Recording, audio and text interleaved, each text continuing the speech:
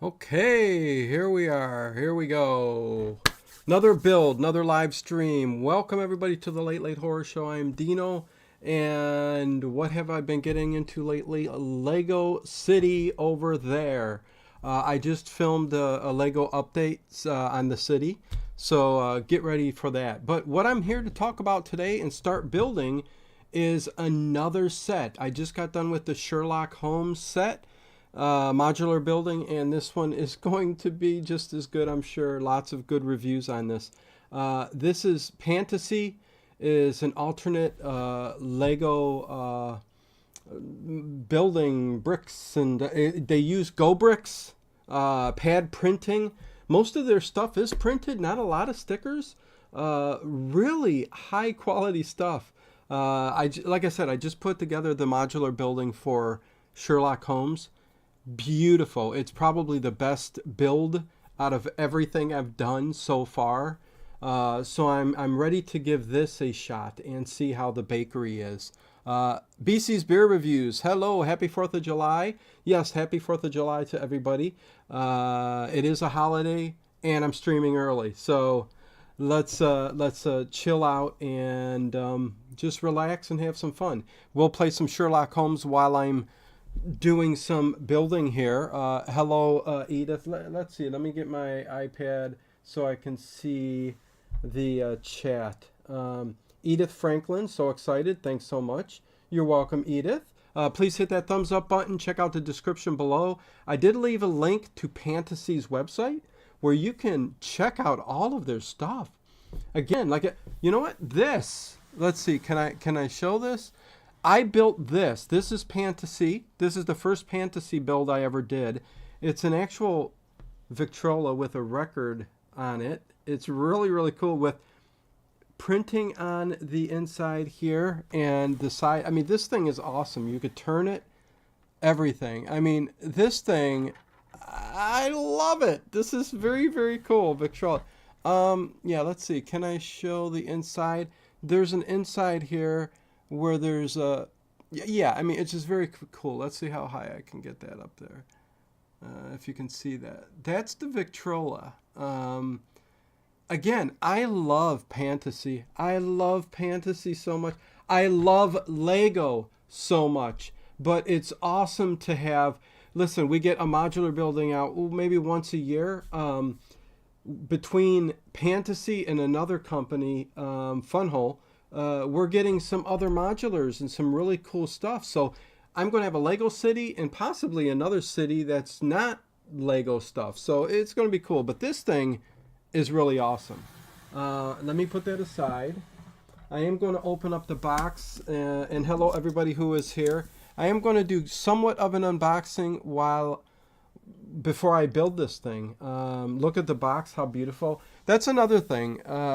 Their boxes, hello everybody, I'm above here. Their boxes for their stuff is just fantastic. I mean, the artwork, I mean, you get dimensions on the back. You get, it's Go bricks right there on the side you can see. Pad printing, Go bricks. Most of their stuff is licensed through, like the Sherlock Holmes was licensed through the Conan Doyle estate. But look at the artwork. This thing is thick cardboard too. Really, really cool. There's a gym on the second level. After I'm done building this, that is when I will show, do a review on it and show you the inside. But as I'm building it, we can have fun together. Hey, Chris. Very cool. What's going on? Happy 4th of July to you, my friend. So yeah, let me open this and get the pieces ready. And let me put this Victrola over here because I do not want to ruin that. It's pretty sturdy. So anyways, let me open this up. Hopefully I got the right one to open here. And I can't wait to build this. And I will play some Sherlock Holmes while I'm building so I can concentrate. Very sturdy box. And I got to separate all these. Oh, this is another thing that Pantasy does that's really cool too. Is they give you, oh God, they give you secondary boxes in here. They separate it kind of. Let me see. How am I going to get this out? Okay, I will do this. I will do this. And And come on. Come on. I know I'm blocking everything. Let me do it this way. There we go. That is the box right there. Let me set that aside. This is box number 1, and this is box number 2. And I like how they kind of put them both together there where they fit. Pretty cool there too. So I am going to go with box number 1. Oh, I was doing the Orient Express. Had to order a couple pieces because they were missing. Just my luck, but yeah. So I'm going to go and do this instead. So the rest of the week you will get some live builds on Pantasy. And we will go from there. So let me dump all of this out. And I love their pink packages here. There we go. Okay, let me fold this up. The building will commence soon. Hopefully everybody's 4th of July is going really, really good. So, this is how they do their packaging. Very sturdy. Just really good. All numbered well. This is going to be a little noisy until I get... Okay, 1. I got to separate the bags. So we got 2... and these are nice and sturdy too. I mean, these aren't cheap. Everything is well done when it comes to Pantasy. I know there's a lot of diehard Lego people, and they don't like anything else. But listen, there's some companies bringing out some really good stuff. So the booklet, if you use it, the only thing I would say, Pantasy, please allow for the instructions to be on your website to download. All the other ones do it. Lego does it. Funhole does it. And I've bought so many things from you that I've had to email you, take pictures of my order, and it makes it hard to do the PDF instructions from your website. I got to wait for you to email it to me and all that other stuff. You eventually get it to me. But it would be nice to just click on the website and do it. I mean, I've done the Victrola, Sherlock Holmes. I've got the food truck next. You did just send me instructions for that. But the booklets are fantastic too. Instructions are awesome. So there we go. Let me get all of this separated here, you guys. This is bag 7. So I should set this in order. 7. Let's see. John Woods, send a message. Says John Woods. What do you mean send a message? I'm not sure what you mean. You mean for the instructions? I've done that. You can message them and get the instructions, but everybody else has it to where you can just download it. So that's my only gripe. Okay, so 6 and 7 I'll keep down there. 3. Let me keep all of these separate. So far, that's 4. Let's see, what is this? 5. These are the window panes. So Eric Carter, hey everybody, happy 4th of July, happy 4th of July. Ezra, what is going on? I will put the window pane, not the window panes, but the glass, whatever you want to call it. Okay, over there, let's see, 2. I am at 7, I'll put that down there, 7 and 6 will go down there. This is 1, 4, 3. Okay, so we got, usually there's 3 bags each, from what I remember from Sherlock Holmes. 7, 7, another 7. Let's see what we got here. 4, 3 4s. That's 3. Where's my 3s? Where's my 3s? There's another 3, 4 3s, another 5, 6, More doors and glass. So there we go. I can get started now. These are all 2, 3, 4, 5. Let me get the base plate in front of me here.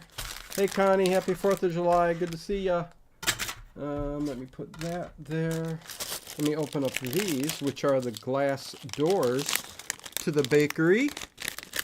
Let me open that up, put that there. Oh, there's some cloudy or some tinted windows. I don't think I've ever seen that before. Can you see that? It's like a tinted, let's see. See how it's tinted?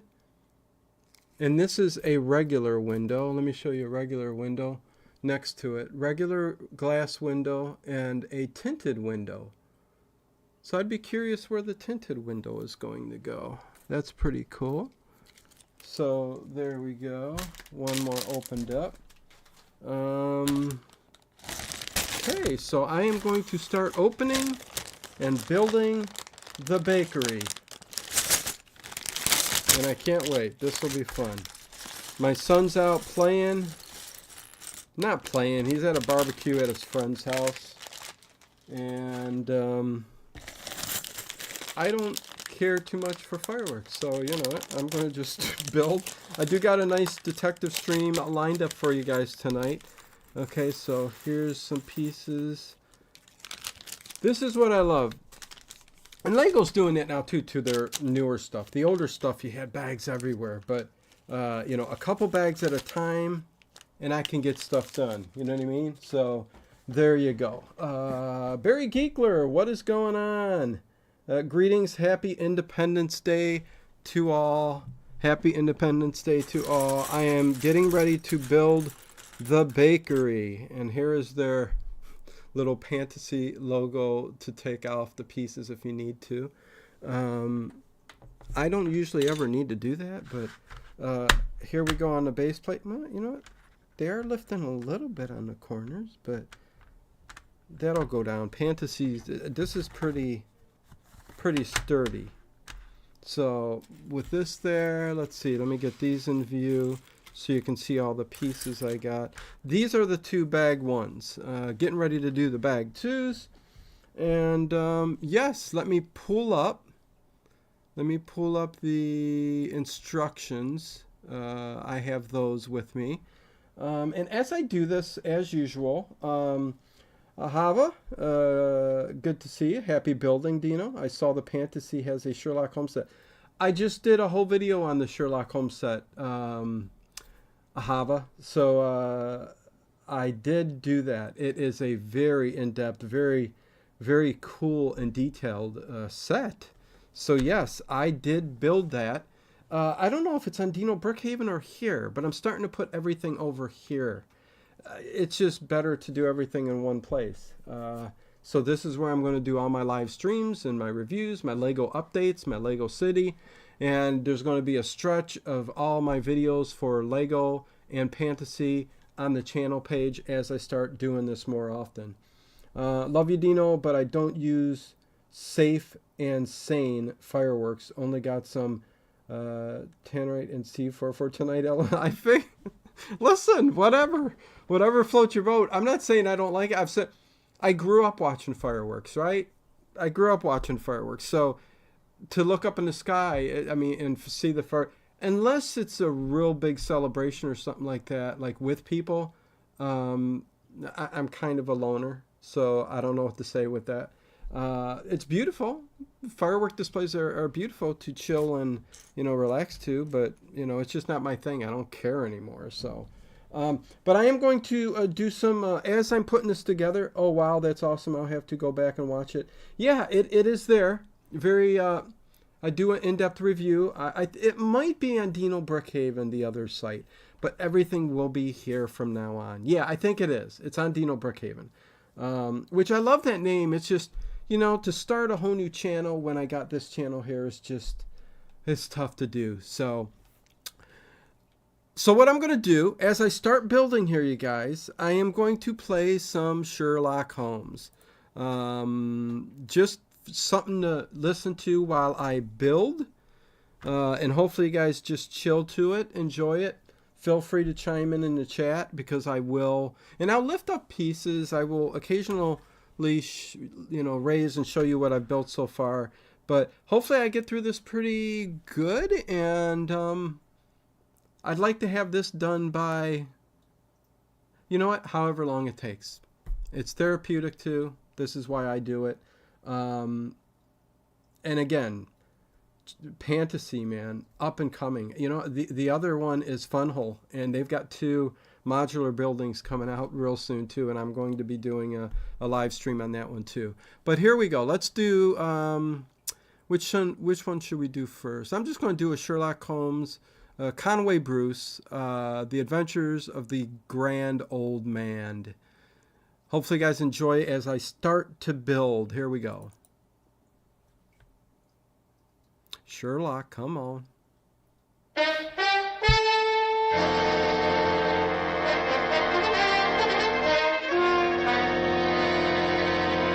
Kreml Hair Tonic and Kreml Shampoo present the new adventures of Sherlock Holmes, starring Nigel Bruce as Dr. Watson and Tom Conway as Sherlock Holmes.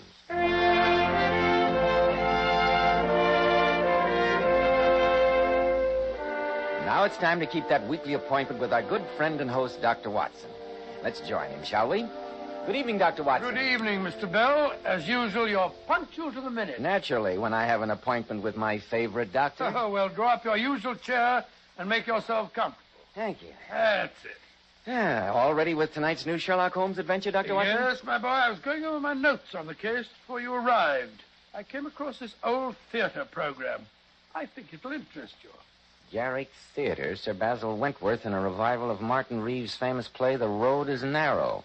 A production that you and the great Sherlock Holmes attended, I'm sure. We certainly did, Mr. Bell, though at the time we had no idea that we were about to become involved in the tragic death of Martin Reeves. You've probably heard of him, haven't you, Mr. Bell? It seems to me I had to read him in school, Dr. Watson. He's rather out of fashion now, like so many other good things. But in the 1890s, apart from Lord Tennyson, there wasn't a more famous writer in England, or a more respected one. The story I'm going to tell you tonight, Mr. Bell, concerns the horrible circumstances surrounding his death. Sounds like a mighty intriguing Sherlock Holmes adventure. But before you begin, Dr. Watson, do you mind if I... You have your little talk? No, of course not, Mr. Bell. Men, well-groomed hair helps so much in giving a man that prosperous, successful appearance. And I'm sure you'll want to know why Kreml Hair Tonic is preferred among America's top-flight executives. Kreml never plasters the hair down with sticky goo, which makes your hair and scalp feel so dirty. It never gives hair that old-fashioned, greasy, patent leather look. You see, Kreml is a very highly specialized hair tonic. It contains a unique and utterly different combination of hair grooming ingredients that's never been duplicated in any other hair tonic. That's why Kreml keeps unruly hair so neatly in place longer, with such a handsome, healthy-looking luster. What I especially like about Kreml is that after you use it, you can run your hand back over your hair, and your hair never feels sticky or dirty. No greasy film comes off on your hand. Yet Kreml keeps hair in perfect order from morning till night, always looking so healthy and handsome. Love Sherlock Holmes. Kreml, Kreml Hair Tonic. Now, Dr. Watson, what about the singular death of Martin Reeves? Well, Mr. Bell, that adventure began late on a foggy evening many, many years ago. Sherlock Holmes and I had been to the Garrick Theater to see the revival of Martin Reeves' play, and I remember that we decided to walk home to Baker Street. As we approached the old familiar door of 221B, our footsteps echoed hollowly in the deserted street, and the chimes of a neighboring church reminded us of the fact that it was midnight. A delightful evening, Watson. A good dinner, an excellent bottle of wine, and 3 hours of theatrical magic. Well, personally, I found the play rather depressing. Its theme is a morbid one, but the writing and construction are flawless. Yes, a magnificent play and well worth reviving. By the way, I noticed an item in the Times this morning concerning Martin Reeves. He's dangerously ill. Oh, really? Well, he must be quite an old man. 82, to be precise. Really, is he as old as that?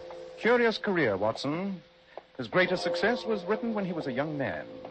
In the past 50 years, he has never written anything to compare with tonight's play. No, I don't think it... Holmes, look up at our window. Hello. The gas is brightly lighted, whereas Mrs. Hudson invariably turns it low when we're out. And look at the silhouette on the blind. There's a man pacing up and down the room. A visitor at midnight, Holmes. This looks ominous. Be careful now. It may be some sort of trap. I think not, Watson. If some desperado were lying in wait for me, I doubt whether he'd be stupid enough to turn up the gas to advertise his presence. Just the same, I wonder how he got in. Presumably through the front door. Mrs. Hudson has instructions to let a client wait in our rooms if his business seems urgent. Mr. Sherlock Holmes. At your service, sir. I'm Dr. Manners, Harvey Manners. How do you do, Dr. Manners? This is my colleague, Dr. Watson. How do you do, How do you do? Doctor?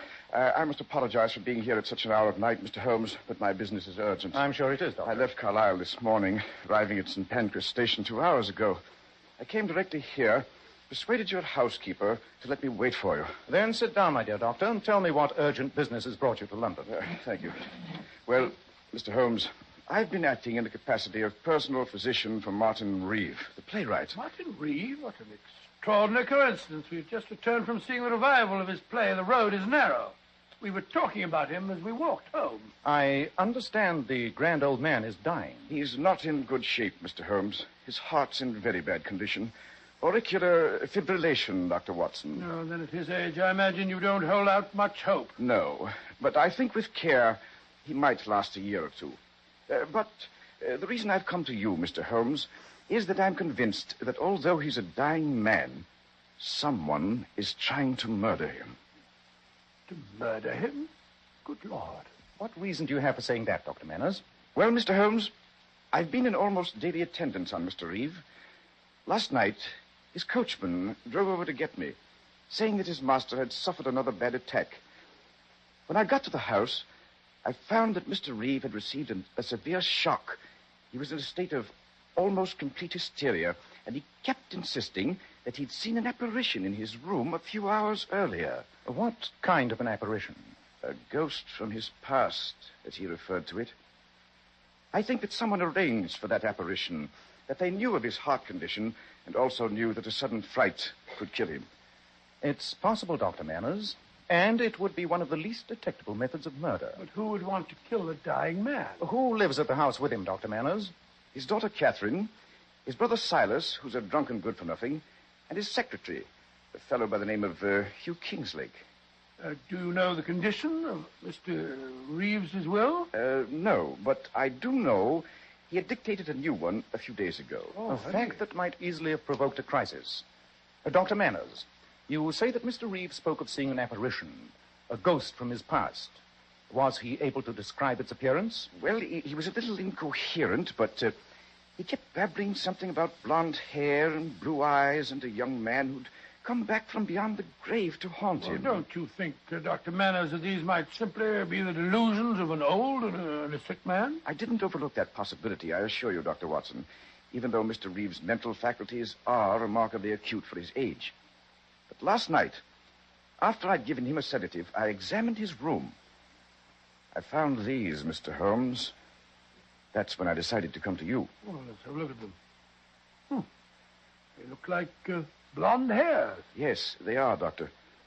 I found them on the bedclothes, and yet no one in that house has blonde hair. Interesting. Very interesting. The hair is human, and yet the roots have minute particles of glue attached to them. Obviously, they're from a wig. Get out the timetable, Watson, will you? We're going to Carlisle? On the earliest possible train. Though the grand old man of the English theater is dying, we must do everything in our power to see that his death is not an unnatural one.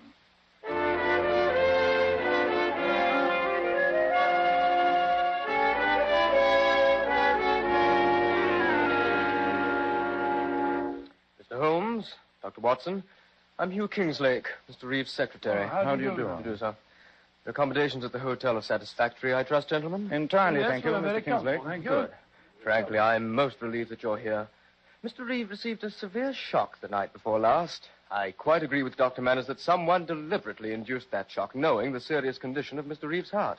Have you any idea who that someone might be? Well, it's a little difficult for me to talk, Mr. Holmes. After all, I'm only an employee here, but I can't help feeling that... Oh, good morning, Mr. Reeve.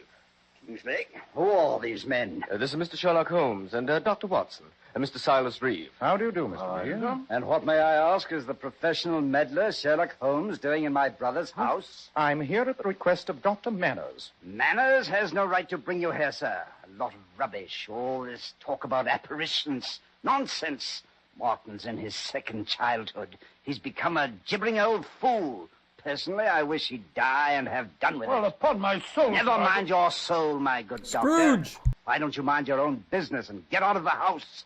We don't want detectives here. Mr. Reeve, I've traveled some 200 miles to see your brother, and I have no intention of leaving this house without talking to him. And talk and the devil with you. And if my dear, distinguished brother tells you that I've been sponging on him for years, it's perfectly true. Uncle Silas. Enter the beautiful Catherine to try and persuade her drunken old uncle to return to his room. No, Uncle Silas. I came to get Mr. Holmes and Dr. Watson. Dr. Manor said that Daddy can see them now. Shall I take them up, Miss Reeve? No, Mr. Kingslake. I will. And don't be deceived by the Mr. Kingslake and the Miss Reeves gentlemen. My dear niece and this young man here have a dark secret. A secret that is perfectly apparent to every member of this household. Uncle Silas. They're in love. Delightful, isn't it? Uncle, you're intolerable. Will you lead the way, Miss Reeve? Oh, yes, Mr. Holmes. Don't forget to ask him about the play that made him so famous. You might learn some interesting facts. I must apologize for Uncle Silas, gentlemen. I'm afraid he's like this all the time these days. I quite understand, Miss It Reeve. must be very distressing for you, my dear. Oh, I'm used to it, Doctor. Here's Daddy's room. I won't come in with you. Too many people upset him. Come in. Please go in, gentlemen. I'll see you Stay later. tuned. Ah, there you are. Who is it, Manners? It's Mr. Sherlock Holmes and Dr. Watson, Mr. Reeve. Ah, good. Good. You can leave us, Manners. Yes, Mr. Reeve. I'll see you both later. Very well, Doctor. Come. Sit on my bed. That's it. How are you feeling, sir? Old. Old and ill. But I'm glad you're both here. Manners displayed unusual enterprise in persuading you to visit me. There's been a lot of nonsense printed about my impending death. Anyone would think a great man is dying. The author of The Road is Narrow is a great man, Mr. Reeve. He was a great man, Mr. Holmes. What do you mean, sir? The author of that play died 45 years ago. What? And yet, his ghost appeared in this room 2 nights ago. Mr. Reeve, are you saying that you didn't write The Road is Narrow? Yes, my boy, I am. And it's a secret that's been gnawing at me for years.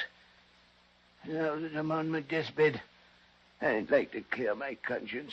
Then who did write the play, sir? A young friend of mine, by the name of Colin McGrath.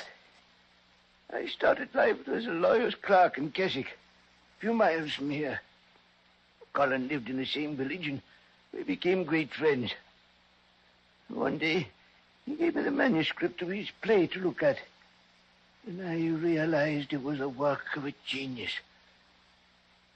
Suddenly he died. And no one knew about the manuscript. You claimed it as your own, sir. Yes, to my eternal shame I did. Now, I want to make amends. Mr. Holmes, I want you to find out if any heirs of Colin McGrath still survive. If they do, I'll give them half of my estate. Mr. Reeve, does anyone else know of this, fraud? Yes. Knowing that I hadn't long for this world, I confided the secret to 3 members of my household. And you're convinced that the apparition you saw the other night was that of the dead Colin McGrath? There was no mistaking him. The blue eyes, the long golden hair. It was Colin, or his ghost come to haunt me on my deathbed. This decision on your part to leave half of your estate to any heirs of the man you wronged, was that decision made before you had this strange visitation the other night? Yes. Yes, it was. Did you mention it to any member of your family, sir? No. I did say something to Dr. Manners, and I didn't mention Colin McGrath's name. It's obvious that someone wished to frighten you, knew your secret, and disguised himself to resemble Colin McGrath. Yeah, it was Colin. Never forget his blue eyes. He was standing over there in the chest of drawers. He looked at me so reproachfully. So... He's asleep. Yes, Watson.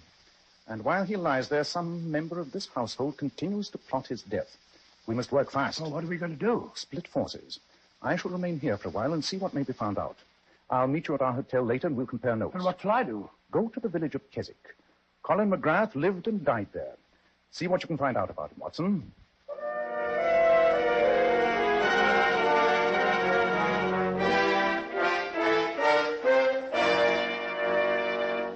Of course I remember Colin McGrath. Well, I should be very grateful for any information about him, madam. As postmistress, I imagine that very little village gossip has escaped you. Of course it hasn't. I remember the McGrath boy well. He was no good. Didn't he marry poor old Mrs. Northrup's granddaughter Susan and then go and desert her just to kill himself? How dare she? And the poor girl was going to have a baby. No good on earth. That's what young McGrath was. And you can tell him I said so if you ever reach the place I'm sure he went to. Oh, I said, well, they had a child, you say. What happened to it, madam? How should I know? I'm only the postmistress. You'd better go and see the vicar, young man.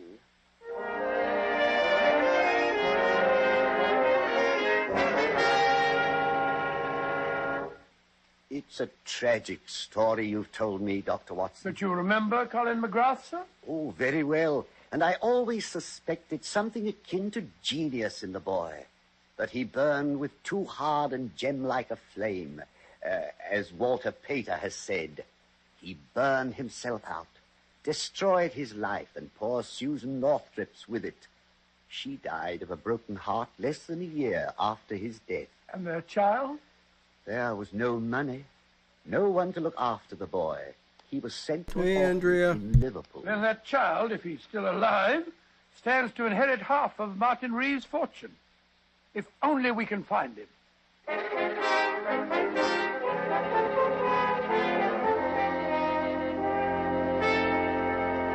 Oh, it's good to be back here at the Hotel, Holmes. I've had an exhausting day. I trust you had better luck than I did. What did you find out? That Colin McGrath had a child, that his wife died shortly after the child's birth, and that the boy was sent to an orphanage in Liverpool. In Liverpool? Go on, Watson. Well, the vicar gave me this photograph, where we are, of Mrs. McGrath. It was taken on their wedding day. Let me see it. But this is amazing, Watson. One of our problems is solved. Well, I'm blessed if I see how. Let me explain it to you. After you left, I had quite a long talk with the secretary, Hugh Kingslake. It transpired that he knew nothing of his parents. He had been raised in an orphanage, and the only memento he has is a picture of his mother. A picture that he carries in his watch. And that picture is a duplicate of this one. Great Scott. And the fellow calling himself Hugh Kingsley is really the Colin McGrath heir. Precisely. A fantastic situation indeed. Come on, old chap. Grab your hat and coat. We must drive over to Mr. Reeves and break the good news that the missing heir is a member of his own household. But we're still no nearer finding out who's been trying to frighten old Mr. Reeves. Surely that's obvious now, Watson. Come in. Dr. Manners, what's wrong? Please come at once, both of you. It's Mr. Reeve. Hart? Yes, Dr. Watson. This evening, he had another visit from that apparition. I'm only afraid this time the devilish plan may work and that Martin Reeve won't live through the night.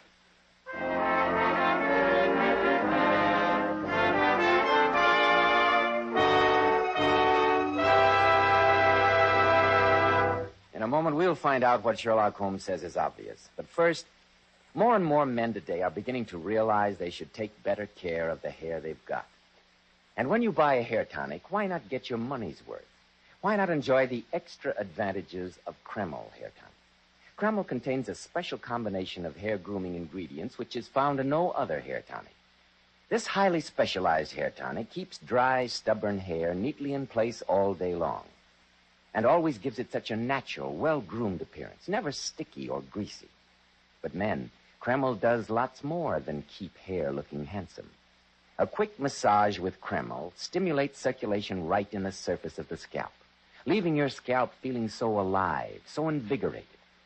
At the same time, Kreml removes loose dandruff. It's excellent to lubricate a dry scalp. And if your hair is so dry that it breaks and falls when you comb it, Happy remember 4th, Kreml Overkill with actually an helps O. condition What is the up? hair, in that it makes it feel softer, more pliable. So men, just as soon as possible, buy a bottle of Kreml at any drug counter. Let Kreml always keep your scalp feeling clean and refreshed. Your hair always looking its very best. Kreml, Kreml Hair Tonic. Well, Dr. Watson, this story certainly has me on the edge of my chair. What happened next? You drove over to Mr. Reeves' house, I suppose? Yes, Mr. Bell, we did. And as we went rattling down the country lanes, the flickering oil lamps on Dr. Manners' carriage lighting a shadowy path, I found it almost impossible to get a word out of Sherlock Holmes. Holmes, sometimes you're the most irritating man on earth. And what prompts that little tirade, Well, Watson? you haven't opened your mouth since we left our hotel. Purposeless conversation is a waste of time. Not much further, is it, Dr. Manners? No, Mr. Holmes. We're nearly there. Well, I don't consider conversation purposes when it clarifies the problem, Holmes. You said it was obvious who had been frightening Mr. Reeve. I suppose I'm stupid, but I find it far from obvious. And yet the facts are clearly in front of your eyes. Eyes. That's it, Watson. Think about eyes. The blue eyes of the supposed ghost, eh? But the Reeves family have all got brown eyes. Apparently, it's a marked family characteristic. Quite, Watson. That fact should lead you to the obvious conclusion. Oh, you're always talking in riddles, Holmes. Here we are, Mr. Holmes. And Hugh Kingslake is standing at the front door. How is he, Mr. Kingslake? Better, Mr. Holmes. Seems to... I just love when Nigel Bruce, I mean, the best Watson ever. I've said this many, many times, how I love him with... when he mumbles, you know, when Sherlock Holmes kind of says, shush. Love when he mumbles. But hello, everybody. Happy 4th of July. Putting together the Pantasy set of The Bakery. By the way, this is, if you go to their website, it's like around $100. But if this was a Lego set, it would be like $300-400. So price is unbelievable too. But anyways. Okay, here, let's continue Sherlock Holmes. Rallied a bit. I'm glad you're all here. I'll drive my carriage round to the stables. Be back in a moment. Come in, gentlemen. With Mr. Reeves so ill, it may seem a little inappropriate to announce my news. But Catherine consented to marry me tonight. We're engaged. Oh, really? My congratulations. Yes, indeed. She's a charming girl. Oh, Catherine, darling. I've told them our news. Oh, it must seem a terrible time to announce it, Mr. Holmes, with poor Daddy lying so ill upstairs. It's quite understandable, Miss Reeve. And before we go up and see your father, I'd like you both to know that we have something in the nature of a wedding present for you. A wedding present? Yes. You're both familiar with the story of Colin McGrath, I understand? You mean that he was the true author of The Road is Narrow? Oh, yes, Mr. Holmes. Daddy told us all about it. And did you also know that Mr. Reeve is planning to leave half his estate to the heir of Mr. McGrath? I knew that, Dr. Watson. In my capacity as secretary, I had occasion to draw up a rough draft of the new will a few days ago. Then I'm sure, Mr. Kingslake, that you'll be very interested to know that today Dr. Watson and I discovered that you are the son of Colin McGrath. That I am? You is the heir? Well, that doesn't seem possible. The fact is proven beyond a doubt, Miss Reeve. Then if Mr. Reeve makes the new will, I stand to inherit half the fortune. Yes, my boy, you do. That's what Mr. Holmes meant when he was talking about wedding presents. Come here, somebody! That's Uncle Silas. He's upstairs with Daddy. What's wrong, Mr. Reeve? Fire! I knocked over a lamp in Martin's room. And Daddy's up there. The room's ablaze. What? Come on, Watson. Well, the whole top landing's burning, Holmes. Can't go through this way. We just can't stand here. Mr. Reeve will roast alive. I'm going after him. Come back, Kingslake. Come back. Great Scott, he went right through the flames, Holmes. Send one of the servants for the fire brigade. And tell the rest to bring buckets of water. And to bring them fast.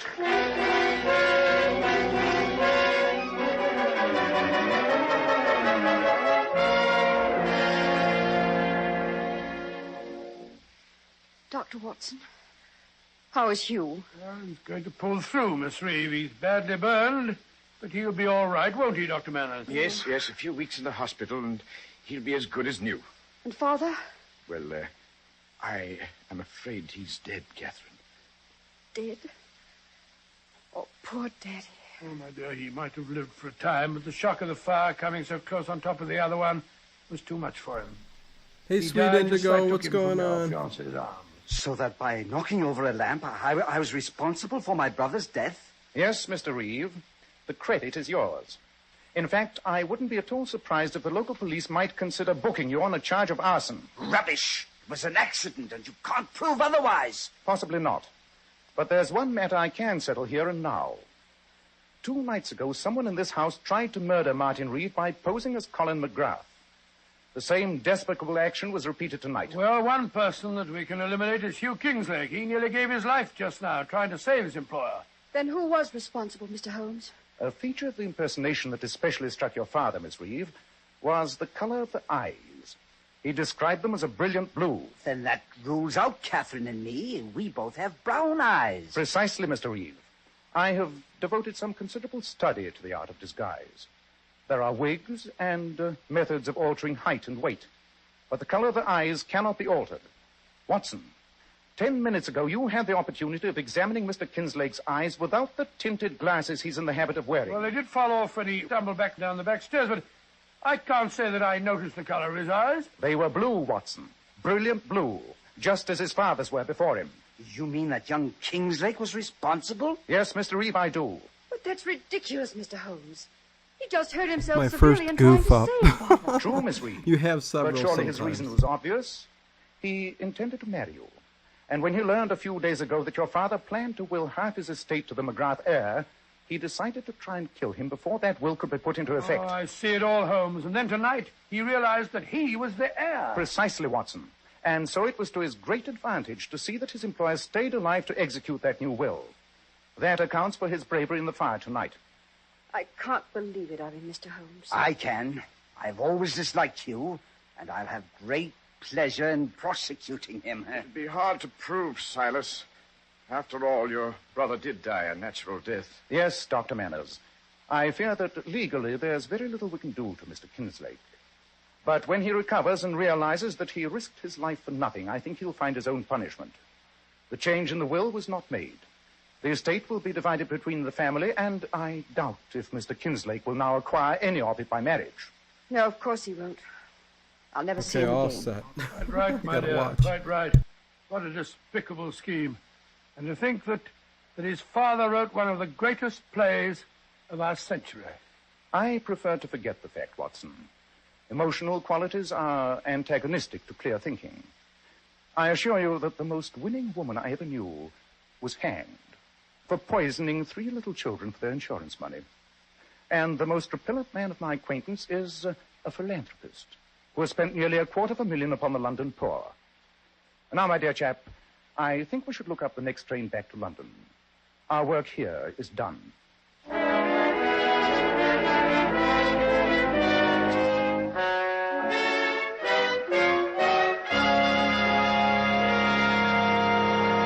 In a moment, we'll hear about next week's story. But first, girls, here's a sensational beauty tip from some of the world's most divinely beautiful girls. Powers models. Girls who are famous for their enchantingly lovely silken sheen hair. We glamour bathe our hair with Kreml shampoo. And really, ladies, you'll be amazed how Kreml shampoo brings out all your hair's natural sparkling beauty. It leaves hair shimmering with brilliant highlights that last for days. And you can always count on Kreml shampoo to thoroughly cleanse your scalp and hair. It never leaves any dull, cloudy film. Then, too, the beneficial oil base helps keep hair from becoming dry and brittle. That's right. Kreml shampoo leaves your hair so much softer, a silkier hair with satin smoothness. Your hair holds a better wave, too. So, ladies, buy a bottle of Kreml shampoo at any drug counter and see how easy it is to have naturally lustrous hair, a vision of beauty. Flowers. Kreml, Kreml shampoo. And remember, a bottle of Kreml hair tonic or a bottle of Kreml shampoo makes a fine addition to that Christmas stocking. Well, Dr. Watson, I won't be seeing you before next Wednesday, so I'd like to wish you a very Merry Christmas. Oh, thank you very much, Mr. Bell, and the same to you, my boy. I'd also like to take this opportunity of extending the season's greetings to all our listeners and all our friends. on behalf of our sponsors, on behalf of Mr. Conway and myself, and on behalf of Mr. McKnight, our director. So, Dr. Watson, we'll be meeting again next Saturday night. What new Sherlock Holmes adventure are you planning to tell us then? The strange story of a weird jungle music that was heard in the peaceful English countryside and of a diabolical plot that failed. I call it The Singular Affair of the White Cockerel.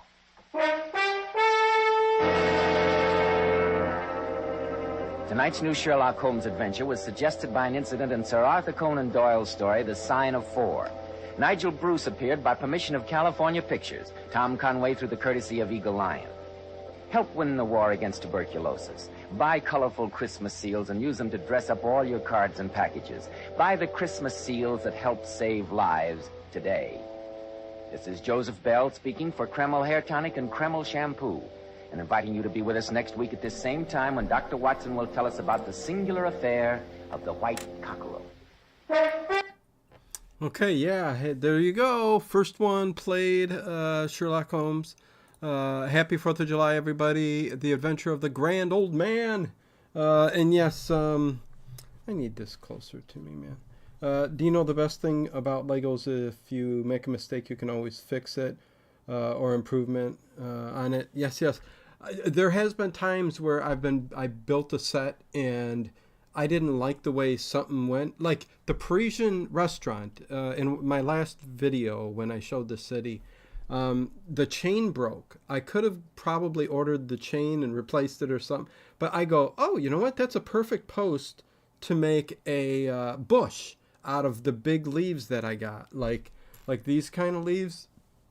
There's big leaves like this where you can, I just kind of moved them around different colors and it made a nice little bush along the side of the restaurant and it looked really, really cool. And it was just because the chain broke and I like it better this way than with the chain. So I'm like, keep it. But yeah, sometimes when some of the pieces look exactly the same, it's hard to, you can mess up sometimes. And, it sucks when you've built up, then you find out something's and you got to, yeah, I think it's happened only once where I've been a level up and I had to do something down below, but I'm pretty good. I'm almost done with bag 1, so I'll be going to bag 2 pretty soon, which is are these 3. And eventually it's just going to start going and we'll be on our way to the first level here. So I'm building some flowers on the side now. And then we'll probably start building the bakery on the lower level. It's really pretty cool. I love this Pantasy set. I really do. So yeah, let's play another Sherlock Holmes. Again, hopefully you guys are all relaxing, chilling, and yeah, we got it's 7 o'clock here Eastern time. Couple more hours or so before fireworks and all that. So, and there is a good detective stream tonight. I threw in some different kind of shows, so hopefully you guys enjoy that tonight.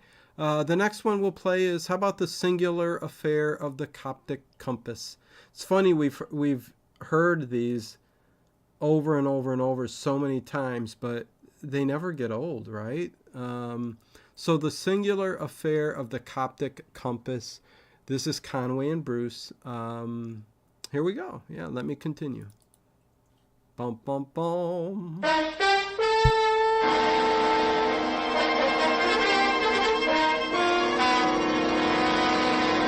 Kreml Hair Tonic and Kreml Shampoo present the new adventures of Sherlock Holmes, starring Nigel Bruce as Dr. Watson and Tom Conway as Sherlock Holmes.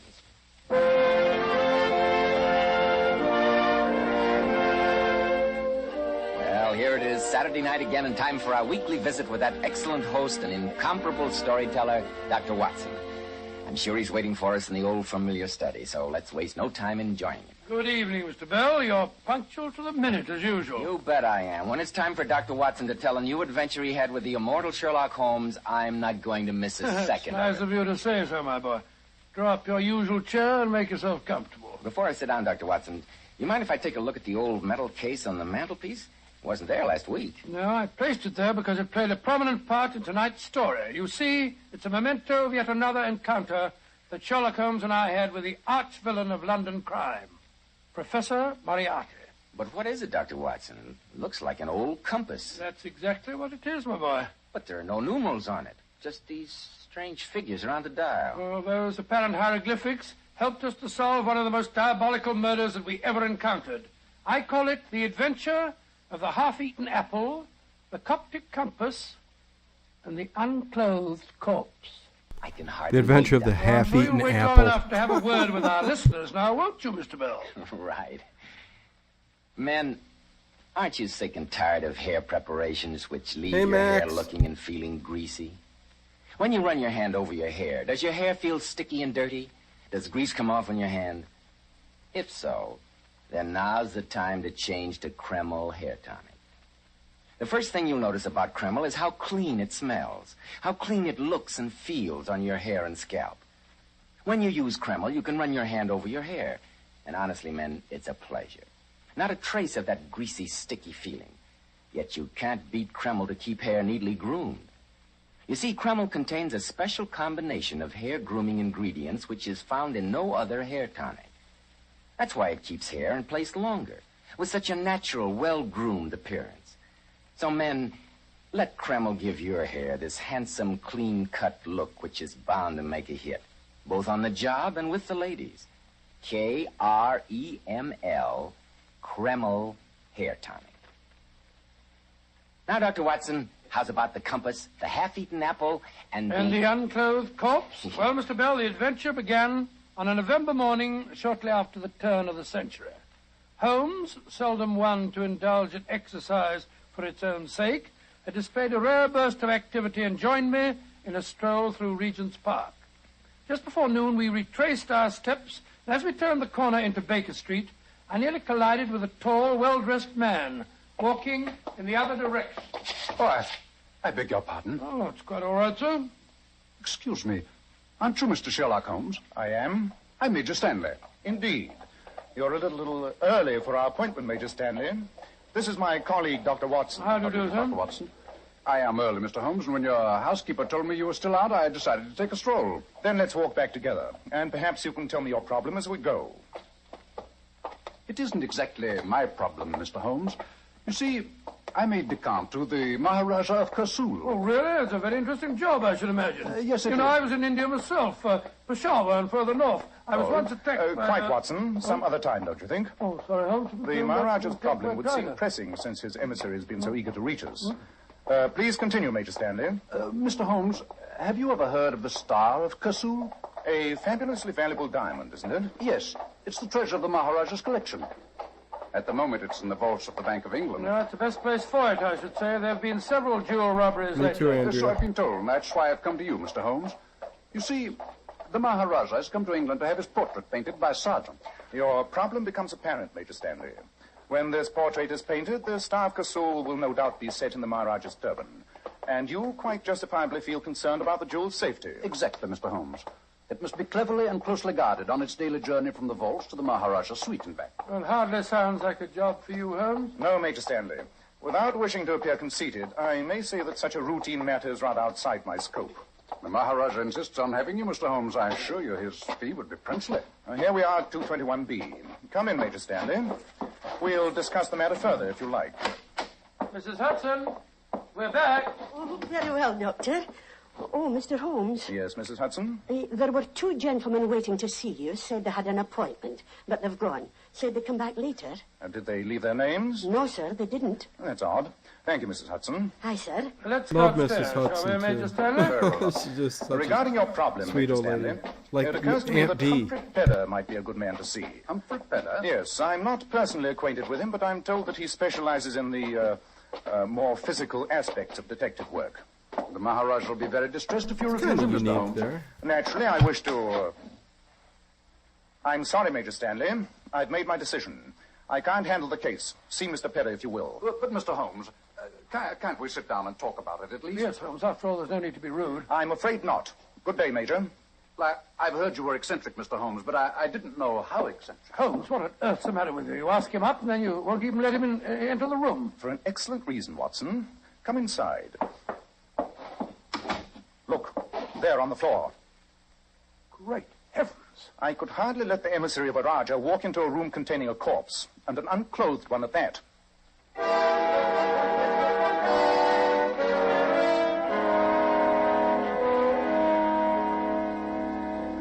Lift the blanket off the face, Watson. Right you are, huh? There. Oh, Doctor, the poor man. Is that the face of one of the men that called here? Aye, sir, it is. Cover it again, Watson. I saw the other one leave, sir. He said his friend had already left.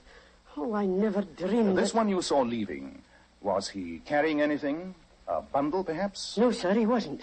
Could you describe him? Well, he was tall and thin, and he had a But high if he was forehead. carrying no bundle, where are the corpse's clothes? There's no sign of them in here. What a shocking thing, sir. A murder right in your living room. Oh, will I send for the police? Definitely not, Mrs. Hudson. A murder. And please keep this to yourself. Aye, sir. When a corpse is deposited on my own carpet, there's a certain point of honor in being able to present the police with a complete explanation when I do call them in. That'll be all, Mrs. Hudson. All right, sir. What a terrible thing. Holmes, this is incredible. Why leave a corpse here, and why unclothed? The obvious reason to remove clothing would be to make identification difficult. Then how did the murderer get the clothes out of here? Mrs. Hudson said that he wasn't carrying anything. We have many other questions to answer, old chap. The knife wound in the heart gives us no clue, I'm afraid.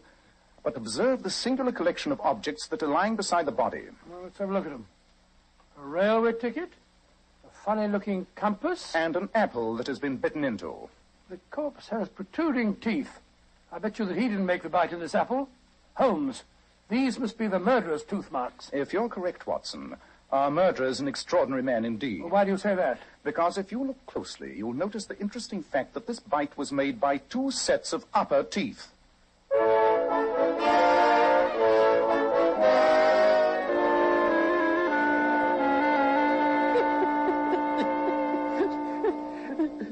You're the one who no mistake, Professor Moriarty. 2 sets of upper teeth. Well, that was the best touch. Yes, Carter. I must confess it was neat. Simple, of course. You start the bite with your upper teeth, reverse the apple, and conclude the bite. Yes, simple, but I trust also somewhat disconcerting for the great Sherlock Holmes. Our past encounters have given me an insight into his very unusual mind. I'd like to have watched his face when he walked in there, Professor. So would I. But the next 24 hours will give me little leisure, I fear. I must arrange for a certain matter concerning a change of ownership in the Star of Kersul. This should be a fascinating game. But the old compass, the railway ticket. Carter, with your somewhat limited cranial development, it must be hard for you to absorb the subtler points Onto in such a bags plan, 2. but surely its basic purpose is obvious. Sherlock Holmes is about to be engaged by the Maharaja to guard the jewel. I had to divert his attention, so I perpetrated an intriguing murder on his own doorstep and surrounded the corpse with meaningless and completely unrelated objects which I knew would torment his curiosity and keep him off my trail. And that corpse would take some explaining to the police, too, Professor. Yes, that's why I placed it there. It puts him in an acutely embarrassing position. He has to try and solve the case or become the laughing stock of London. It's one of your neatest jobs, Professor. Oh, I won't say that, Carter. But I'm quite sure that I've posed a problem that Sherlock Holmes will be totally unable to resist. Oh, go enjoy your 4th of July, Connie, unless you're just chilling out here. No worries at all. I'm on to bag 2.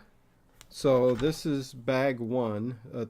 There were 2 bags for bag 1. There's 3 bags for bag 2. This is going to be the front, of course, with the fountain that's going to be in front of the bakery. I like the flowers are okay. Let's continue. There's a lot more pieces for bag 2. So here we go.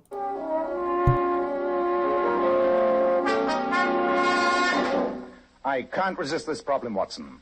No fee on earth could make me bother with the safety of a mere diamond when such a puzzle presents itself. On my soul, you talk rather as though you were settling down to a game of chess. You've got to solve this problem, Holmes, or else it's going to put you in a ridiculous position with Scotland Yard. And just think if it got into the papers. I shall reserve my imagination for the problem posed. The question of the apple is, of course, obvious. Well, I suppose all you have to do is to find a man with 2 sets of false upper teeth. Very simple. Quite. The only way such an imprint could be left is to take a half bite with the upper teeth, reverse the apple, and repeat the procedure. The only question here is, why indulge in such a bizarre performance? Well, whatever the reason, those are the murderer's tooth marks. Unquestionably.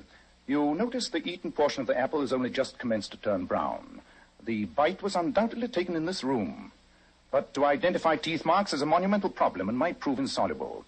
Let's turn our attention to the compass for a moment. Well, I've never seen one like it. There are no numerals on it, no points of the compass indicated anywhere. Just a lot of funny little squiggles. Oh, no, Watson. Surely you recall the singular affair of the Coptic patriarchs? You overrate my memory, Holmes. In any case, I don't even know what a Copt is. My dear Watson, sometimes you astound me. Well, it seems to me it takes very little to astound you. I repeat, what is a Copt? The Copts are the principal Christian race descended from ancient Egyptian stock. What you refer to as squiggles on this compass, in reality, are letters of the Coptic alphabet. Oh, that makes it more confusing than ever. An apple bitten into by an eccentric, and now a compass with ancient Egyptian lettering on it. I just can't see any relation between the two of them. And yet we know there must be. That's what makes the problem so fascinating. Well, what does the compass tell you, Holmes? Two things.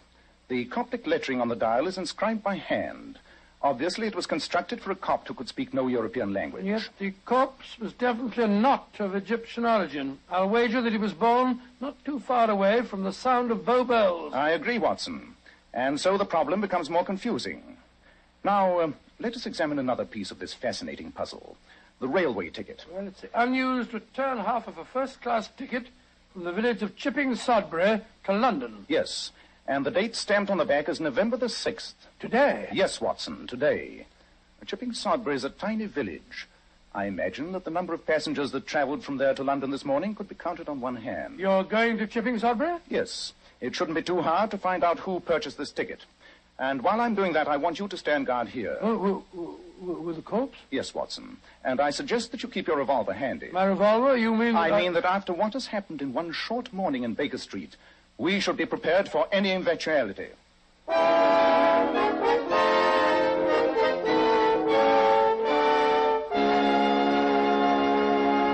In just a moment, we'll see just what eventualities do develop. But first, if you're smart, you'll take better care of the hair you've got. Let me assure you, men, you can't use a better product than Kreml Hair Tonic. This highly specialized hair tonic contains a special combination of hair grooming ingredients which no other hair tonic has. That is why Kreml keeps your hair in place longer. Why your hair always has such a natural, well-groomed appearance, never greasy or sticky. And listen carefully to this, men. Kreml does lots more than keep hair looking handsome. A quick massage with Kreml stimulates the circulation of blood right in the surface of the scalp. Notice how alive, how invigorated, how clean your scalp feels. At the same time, Kreml removes loose dandruff. And if your hair is so dry that it breaks and falls, Kreml actually helps condition the hair by making it feel softer, more pliable. So, men, My why hair be breaking and satisfied with falling. a product which merely keeps your hair in place when you can have handsomely groomed hair plus all those extra advantages of Kreml? Buy a bottle as soon as possible at any drug counter. Kreml, Kreml Hair Tonic.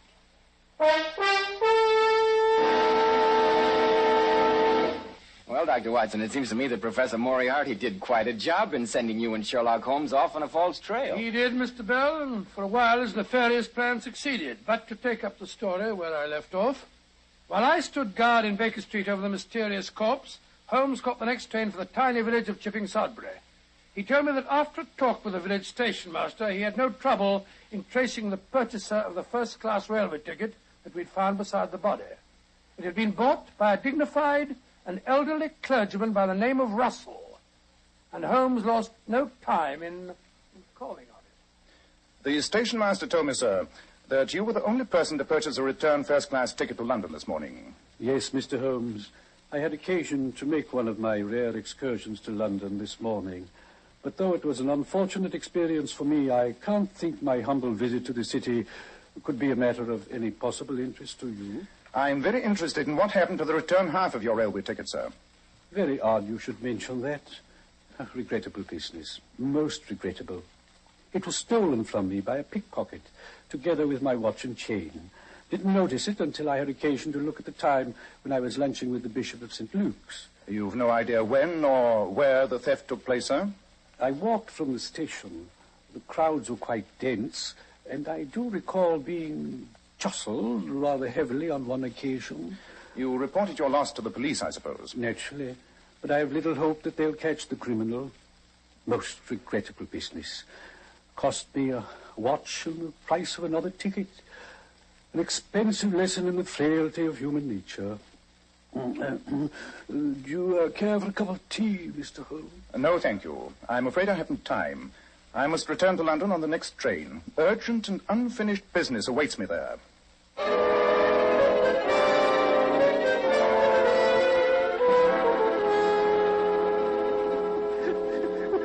We followed Sherlock Holmes to Paddington Station, Professor Moriarty. Excellent. He caught the train for Chipping Sudbury, no doubt, Carter? Oh, yes, Professor. A fat lot of good that'll do him, even if he does find the old clergyman we pinched the stuff from. But it consumed valuable time. Time during which I can complete our plans regarding the Star of Kersul. Before midnight tonight, I think I can safely say that the jewel will be in our hands. How very fortunate that Sherlock Holmes has such a devouring curiosity.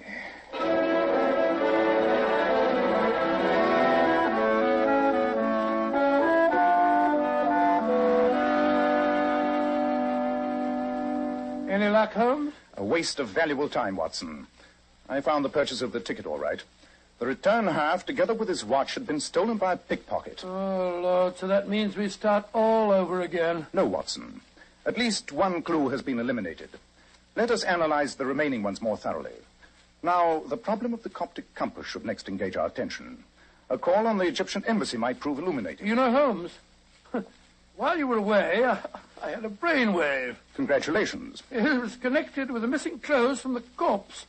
Where, I asked myself, where would be the obvious place to hide clothes? Why, in the clothes closet, of course. So I searched both our wardrobes absolutely thoroughly. They weren't there. Interesting, Watson. Of course, I'd already done the same thing. Oh, The problem of the missing clothes is still... Numbskull! Yes, Holmes? Why didn't I think of it before? What is it, Holmes? The special wardrobe that I keep for my disguises, in the dressing room. Come on, Watson. By Jove, yes, I never thought of that. Perfect place for hiding the dead man's clothes. Let's see if there have been any recent additions to this raggedy collection of mine. Costa's outfit. And there's the clergyman's suit. You always made a surprisingly convincing clergyman, Holmes. And here's the unfailing passport to many a servant's back door. The stained and roughened worsteds of the English plumber. Yes, these patched and frayed ghosts could tell many a tale of... Hello. Look here, Watson. Plain blue suit in rather good condition. Quite. And it doesn't belong in my collection. I think we've solved the mystery of the vanishing clothes. The labels have been ripped out of the coat. Yes, and the pockets emptied. All possible identification removed. We're getting warm, Watson. How many of us have had the case of the disappearing clothes happen to us very frequently? Where are my socks? Where did my shirt go to? Oh my gosh. We're getting very warm. Wait a minute. What is it? Give me a knife. All right, Joe. There's something in the lining of this coat. Feels like paper. Perhaps the murderer didn't remove all identification after all. Here you are. These scissors will do the trick. Splendid. There we are. Piece of paper sewn to the padding of the coat. Yes. Let's see what it tells us. Humphrey Pedder, 118 Montague Crescent, Knightsbridge. That's the private detective you were talking about earlier on today. Do you suppose that Pedder's the corpse? At this stage, Watson, I shall suppose nothing. We'll go to Montague Crescent and find out for ourselves.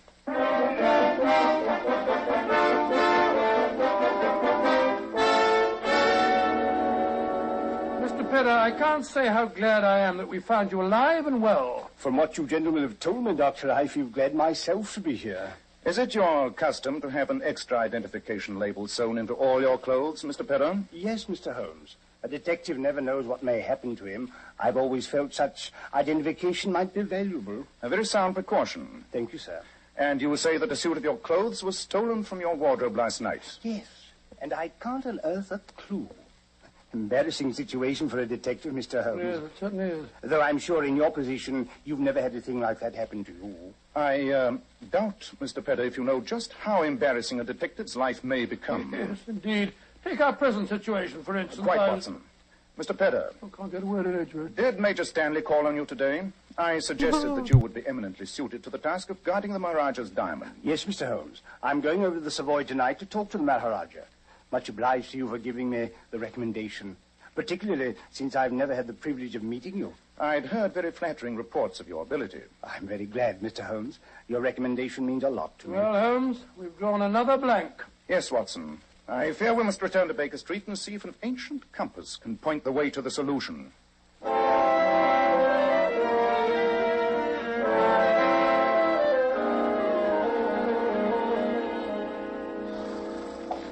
Where to, sir? The Egyptian Embassy in Grosvenor Square, Caddy. What's your double? Jump in, Watson. I feel a blasted fool trotting around London with a Coptic compass under my arm. I hope this leads us somewhere. If the excursion proves fruitless, Watson, I'm afraid I shall be compelled to get in touch with Scotland Yard.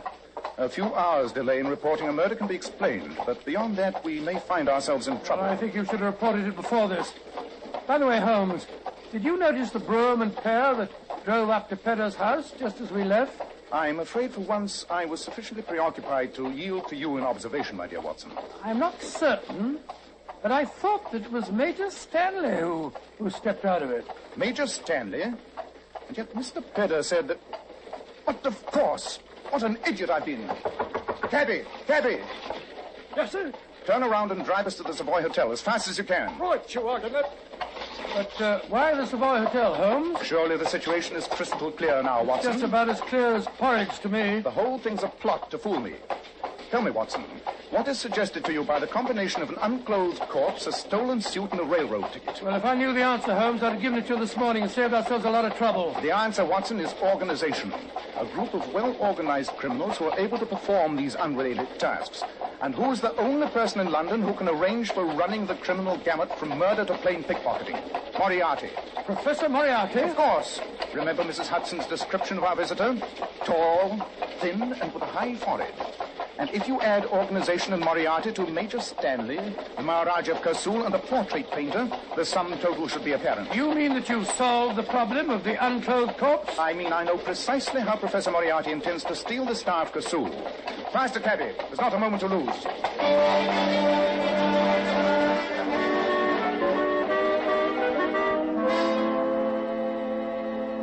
Mr. Holmes, it's an astonishing story you've told me. At least it explains my apparent rudeness this morning, Major You Stanley. can appreciate the embarrassing position in which my friend was placed, sir. Yes, indeed.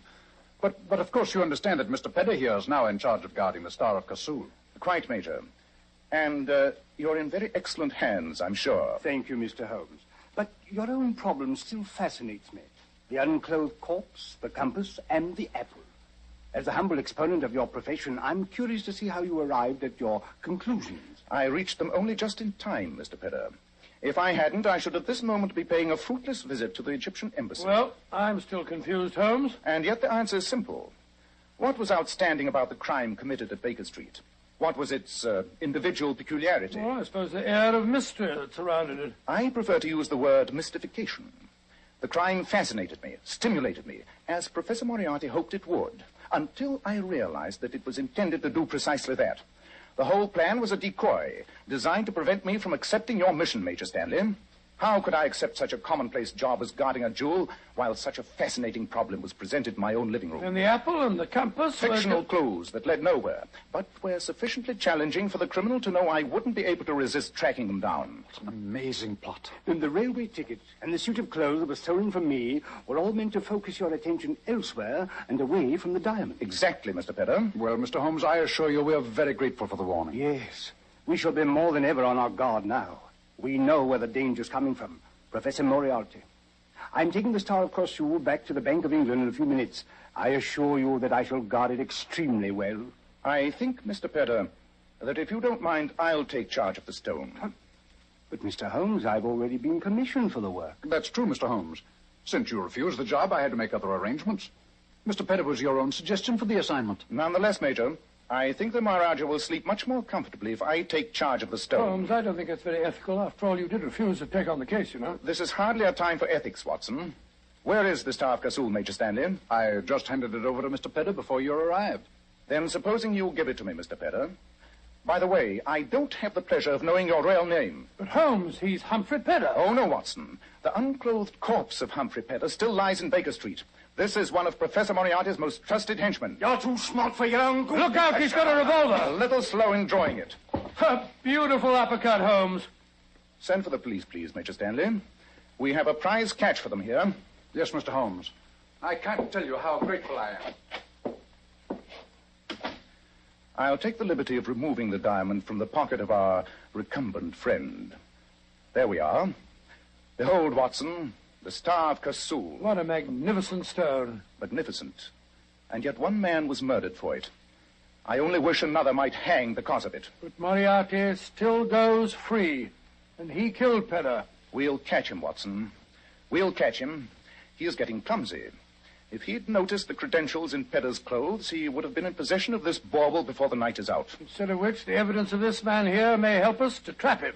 I hope so, Watson. But Moriarty inspires his henchmen with such loyalty that I doubt if he'll give us much help. The jewel is safe, our own peculiar problem is solved, and we've captured a prize villain. Next time, we shall capture the master himself.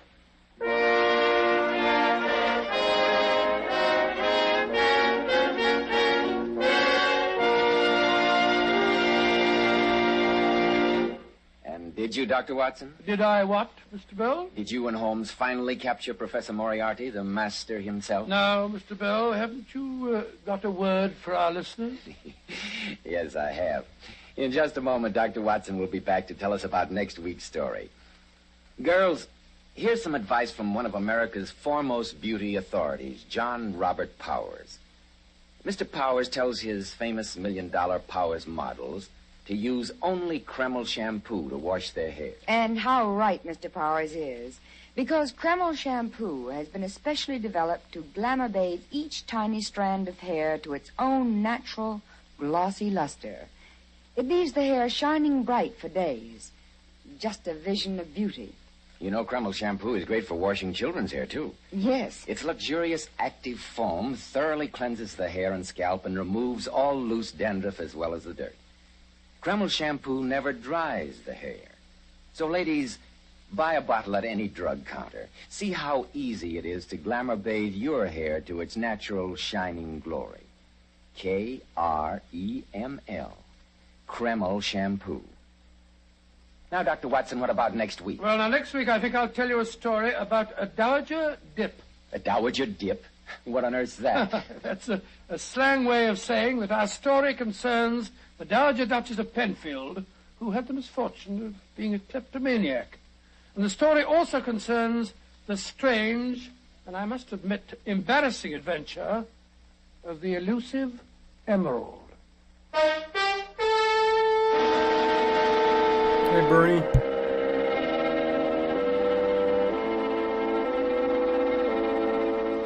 Tonight's new Sherlock Holmes adventure was suggested by an incident in Sir Arthur Conan Doyle's story, The Final Problem.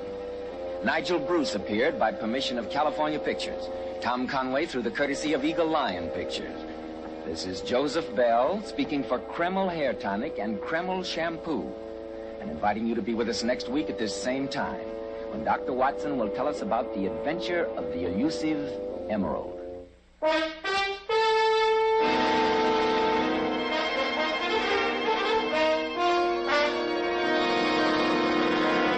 This is ABC, the American Broadcasting Company. Okay, there we go. Another Sherlock Holmes in the book. Hey! Sounds like Nigel Bruce. Yes, it is Dave. Dave Plouffe. What is going on? Good to see you. Me and Dave Plouffe on Sunday. First level complete, Dave. This is the Pantasy Bakery set. This is really cool. I love the tiling work so far in the lower bakery. This is going to be the bakery where cakes and pastries and everything are going to be set up. I love this. Like, this is the fountain in the front. This is the door, going to be the doorway, and this is kind of the entrance area here. Then we'll have cases and stuff like that over here. But so far, really good. Dave, not as good as your gardening, but pretty good. Like it. So far, it's going pretty good. Almost halfway through bag 2. So yeah, just listening to some Sherlock Holmes as I go. Next step is going to be building the appliances in here, like the stove, the sink, and all that kind of stuff. So that'll be interesting. I'll try to do it as close as I can to the camera. Tiling is top notch. Hope there is a coffee station. There should be.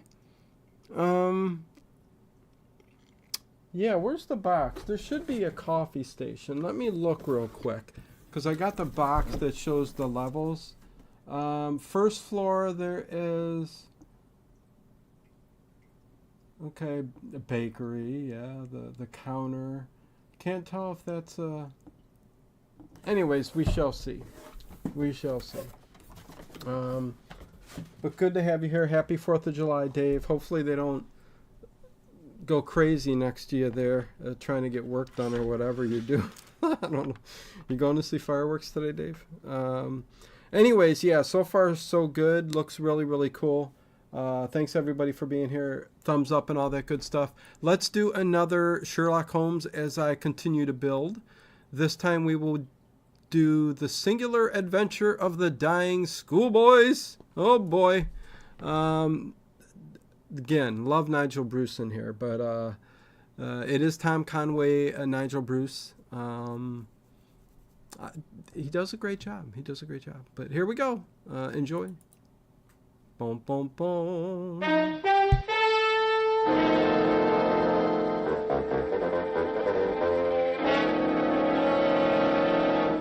Kreml Hair Tonic and Kreml Shampoo present the new adventures of Sherlock Holmes, starring Nigel Bruce as Dr. Watson and Tom Conway as Sherlock Holmes.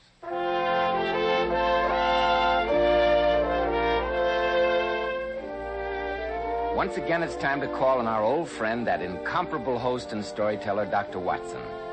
He's waiting for us in his familiar study. Good evening, Dr. Watson. Good evening, Mr. Bell. I won't get up if you don't mind. This change in the weather has given me a twinge or two of rheumatism, I'm afraid. No, I'm sorry to hear that, Dr. Watson. We old fossils can't expect to be as hale and hearty as you young fellows, you know. I don't know that I feel so young today, Dr. Watson. I stopped by the military academy this afternoon and saw my cousin there. He's 13 years old, and after an hour with him, I realized I'm really quite ancient. 13 years old. Oh, a fine age. He's happy at the school, Mr. Bell? Crazy about it. Yes, I'm sure that in this day and age, a boy almost looks forward to going to school. Conditions were far different in certain parts of England just before the turn of the century, I'm afraid. I'm thinking in particular of a school that Holmes and I had occasion to visit, and of the frightened, unhappy youngsters who lived there in mortal terror of their lives. Oh, this has all the hallmarks of the beginning of a Sherlock Holmes adventure. It is, my boy. It's a story I call The Singular Affair of the Dying Schoolboys. But before I begin, haven't you a message for our listeners? Yes, I have. Folks, it looks as if we're in for plenty of excitement tonight with Sherlock Holmes and Dr. Watson. And men, I'll bet you'll be plenty excited about the great improvement in the appearance of your hair once you use Kreml Hair Tonic. Frankly, I've tried any number of hair dressings, but it took Kreml to really convince me that my hair can always be neat without having to plaster it down with grease or those sticky, gooey concoctions. And Kreml does lots more than keep hair looking attractive. It makes hair so much easier to comb and actually helps condition the hair. With a Z. And that it leaves it feeling so much softer, easier to manage. At the same time, Kreml removes embarrassing dandruff flakes.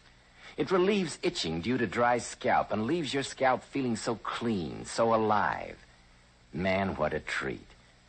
Now be sure to buy a bottle at any drug counter, spelled Kreml, Kreml Hair Tonic.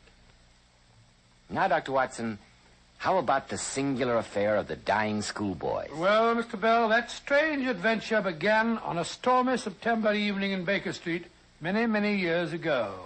All day long the wind had screamed and the rain had beaten against our windows. Shortly after dinner, there was the old familiar jangle on our front doorbell. And a few moments later, Mrs. Hudson ushered a distinguished visitor into the room.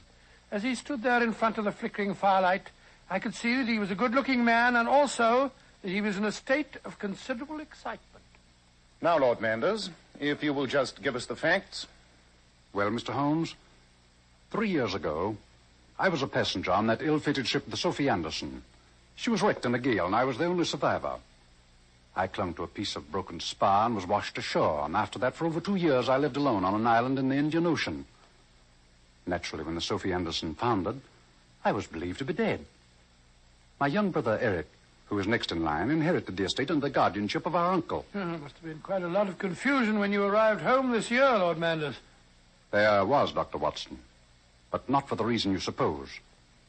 I landed in England to find that my brother had died last December. Oh, indeed, I'm very sorry. He died under very peculiar circumstances. That's why I've come to you, Mr. Holmes. What were those circumstances? My uncle sent Eric to a school on the Welsh moors, not far from Cardiff. A school known as Pantasy Hall. He died in the school infirmary there, supposedly of pneumonia. And you have some reason to believe it was not pneumonia? Nothing definite. I've been down to the school, but Dr. Punson, the owner, was too ill to see me. However, I did talk to a frightening woman there, who's the matron of the place, a Mrs. Arkwright. I became suspicious. So I stayed on and, for a few days, made some local inquiries. With what results? Ponsonby Hall has a black name with the villagers, Mr. Holmes. 5 boys have died there in the last 2 years under circumstances similar to my brother's. Good gracious me. I presume that you immediately had an accounting with your uncle? My uncle had settled another account before my return, Mr. Holmes. He died of a heart attack last February. But I am certain he was responsible for Eric's death. You see, he stood to inherit the estate. It may sound incredible, but I believe Eric was murdered at Ponsonby Hall. Murdered in a boys' school? Oh, come, sir. Such things can't happen in this 19th century of ours. But they can, Watson. And do, unfortunately. You don't mean it? I do. A private school situated in a desolate spot and operated by an unprincipled scoundrel could provide excellent and profitable opportunities for removing unwanted relatives. What a ghastly thought. Mr. Holmes, I know that Eric's dead and nothing can bring him to life again. But I can try and avenge his death and bring his murderer to justice. You will help me, won't you? Yes, Lord Manders, I will. If these shocking occurrences have been taking place, we may be able at least to prevent further tragedies. Watson, suppose we join Lord Manders on the West of England Express tonight, and tomorrow see what can be done to penetrate the black clouds that surround Ponsonby Hall.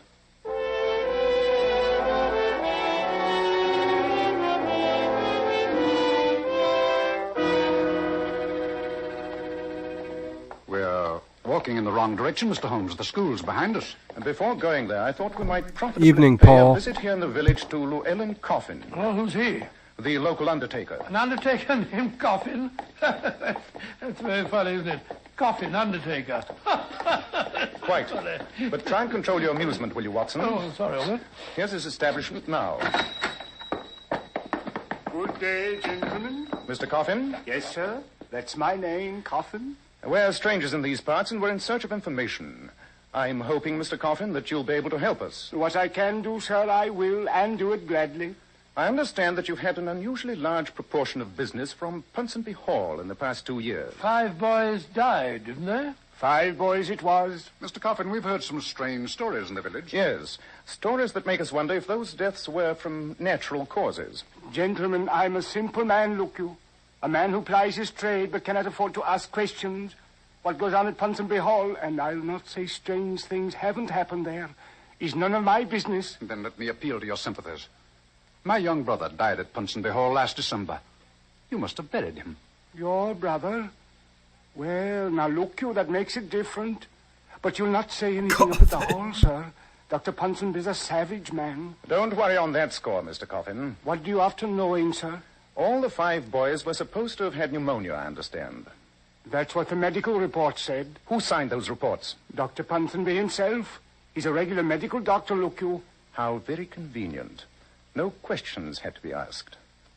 Mr. Coffin, when you prepared those bodies for burial, did you notice anything unusual about them? Anything to make you think their deaths were possibly not caused by pneumonia? No, sir. Think now.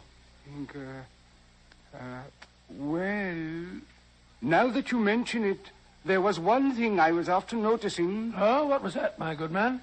The boys had a strange look on their faces as they lay there, as if something had frightened the wits out of them just before they died. That's very odd. The face of anyone dying from pneumonia would be in repose. Did you notice anything else, Mr. Coffin? Any other peculiarity? Well, there was one thing, sir, that gave me to thinking. All the boys had marks on them. Stretch marks they were on their necks or shoulders. Perhaps they were bites. Remember Dr. Rylott of Stoke Moran, Holmes? Did these marks look like the bites of a snake, Mr. Coffin? No, that they weren't. Look you, I know a snake bite when I see one. Didn't these marks make you suspicious? That they did, sir. And when I saw them on the boys, I took my courage in my hands and asked Dr. Ponsonby. And what did he say? Inoculation marks. He said that he had tried to save them with some newfangled medicine. No autopsy was held on the boys? No, He's experimenting on Dr. them. What Ponsonby the is the only heck? doctor in these parts, look you. He gave the certificates. Who was to ask any questions? Exactly. Come on, Watson, Lord Manders. This has been a very promising start. Thank you, Mr. Coffin. You've been most helpful. It was a pleasure to talk to you, gentlemen, but please don't be after repeating what I said. Now I can't help but think of coffin. Dave, only you would come up with that. Grammar. Yeah, experiments on these. Oh boy, this is terrible. Well, Mr. Holmes, I think you'll agree my suspicions were well grounded. Yes. And we'll lose no time investigating this matter. I think we may work faster if we divide our forces. I shall return to the inn and compose a telegram that I shall ask you to send for me, Lord Manders. Of course, Mr. Holmes. Aren't you going to Ponsonby Hall, Holmes? Not immediately. However, you, my dear Watson, can be my advance guard. Me? Yes. I think that your open countenance, combined with that delightful Scottish accent you sometimes assume, plus an appropriate name, should lull Dr. Ponsonby into believing that he has another wealthy customer who needs his very specialized services. Well, Holmes, I'll do my best. Just the same, Watson's going to do his Scottish accent. Get ready. Here we go. I'll be very relieved when you get on the scene.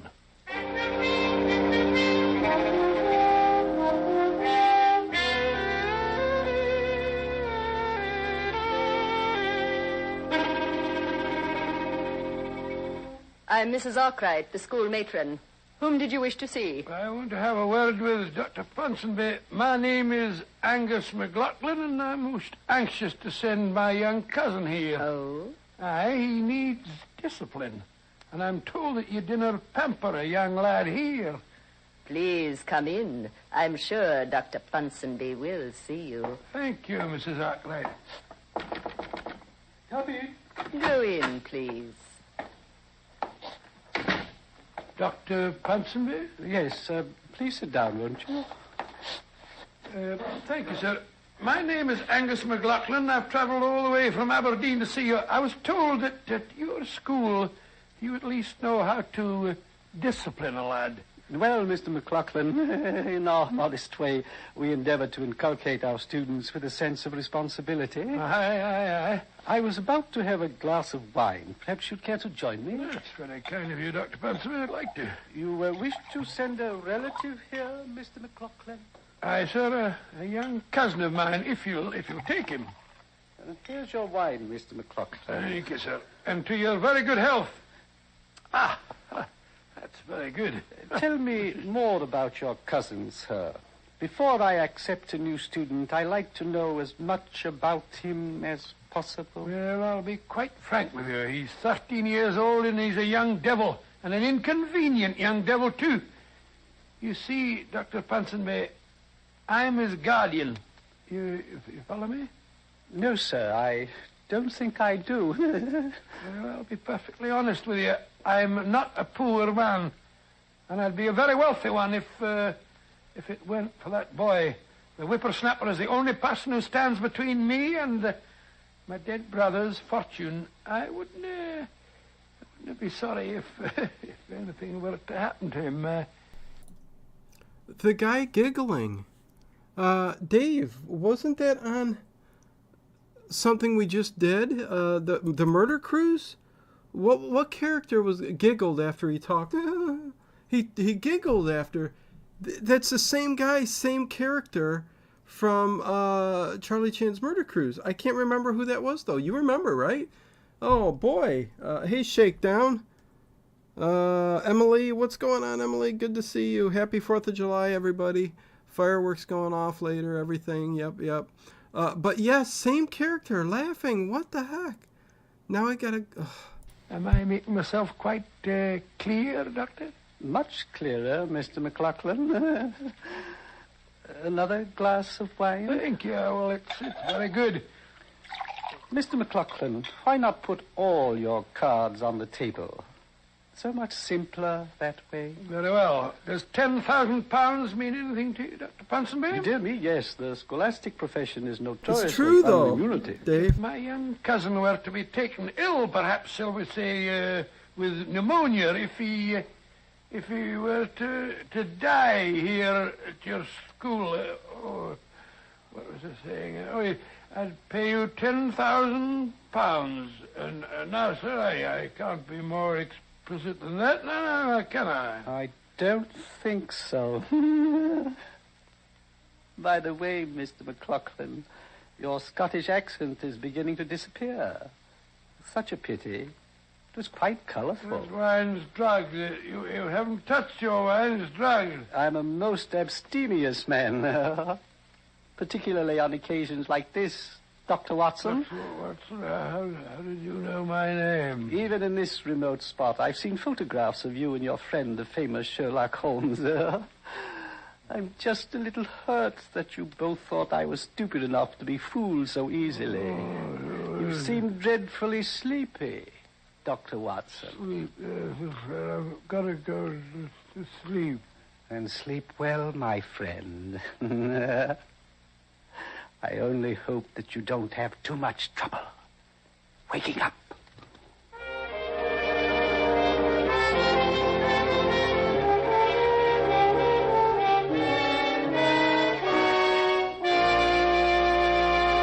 In just a moment, we'll find out just how much trouble Dr. Watson does have in waking up.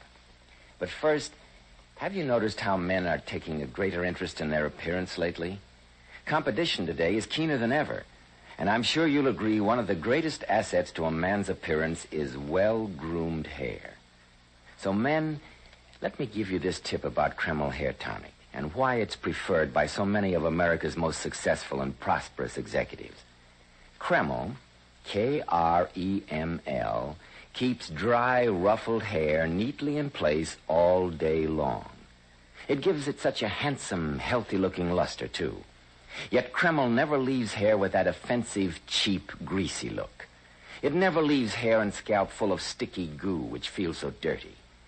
Kreml always looks and smells so clean on both hair and scalp. It gives hair that attractive, natural He-Man look, which certainly hits the jackpot with the ladies. And don't forget, Kreml does lots more than keep hair looking handsome. Let me repeat, Kreml does lots more than keep hair looking handsome. It makes hair feel softer, easier to manage. At the same time, it removes dandruff flakes and makes the scalp feel so clean and invigorated. Men, use Kreml Hair Tonic daily. And see if you don't say, my hair never looked better. My scalp never felt cleaner. Well, Dr. Watson, you certainly left me teetering on the edge of my chair. We left you drugged in the schoolmaster's study. What happened next? Well, my first conscious recollection was to find myself with a violent pounding in my head, lying in a small clearing between some trees. Bending over me with a look of deep concern on his face was my old friend Sherlock Holmes. Watson. Watson, old chap, are you all right? Yes, I got a frightful headache, Holmes. What are you doing there in those clothes with that droopy moustache? It proved a good enough passport to secure me employment at the stables here. How did you get me out of Ponsonby's study? And the stables command an excellent view of the school building. Your long absence worried me. And when Dr. Ponsonby finally appeared, alone, I became suspicious. So I took advantage of his absence, slipped through the study window, and rescued you. Well, thank heavens you did. He gave me drugged wine. It's a funny thing, Holmes. I was probably delirious, but I swear that I saw a woman's handbag on the table. A pink and black beaded bag, and it was alive and moved. Great heavens! That confirms my worst suspicions. Did you see it too? No, it wasn't there when I came in. Somebody, probably Mrs. Arkwright, removed it. Watson, you were never closer to death. I blame myself for having allowed you to tackle Dr. Ponsonby alone. Don't reproach yourself, Holmes. Where's Lord Manders? Waiting at the inn for an answer to my telegram. He is to meet us later behind the lodge gates. What's our next move? To go to the stables, dirty you up a bit and get you a change of clothes. Then we'll return to the attack. There's desperate work ahead of us.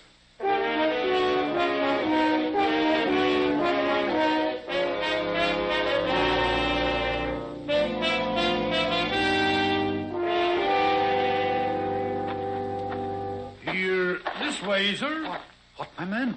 Don't look so alarmed, Lord Manders. Dr. Watson, I wouldn't have recognized you. What's happened? Trouble. I had to assume a disguise, too. You brought an answer to Holmes's telegram? Yes, in my pocket. Where is he? He went over to the main school building and asked me to... Other things that the second cook, an acidulated woman of dubious charms, is most susceptible to flattery. Over a glass of stout, she quite inadvertently gave me 3 vital clues. What were they? Firstly, that all 5 of the unfortunate boys died in the same small room. Secondly, that fatal room is directly under the room of Mrs. Arkwright. And she's capable of anything, if you ask me. The third clue makes our next step an urgent one. A boy by the name of Carruthers Minor was moved into that room yesterday. He's supposed to have an extremely bad cold. Dr. Ponsonby is afraid it might turn into pneumonia. Good heavens. Exactly, Watson. I suggest we lose no time in visiting Carruthers Minor. Though I'm sure Dr. Ponsonby would consider it unethical, this is one occasion when another doctor's opinion is absolutely vital.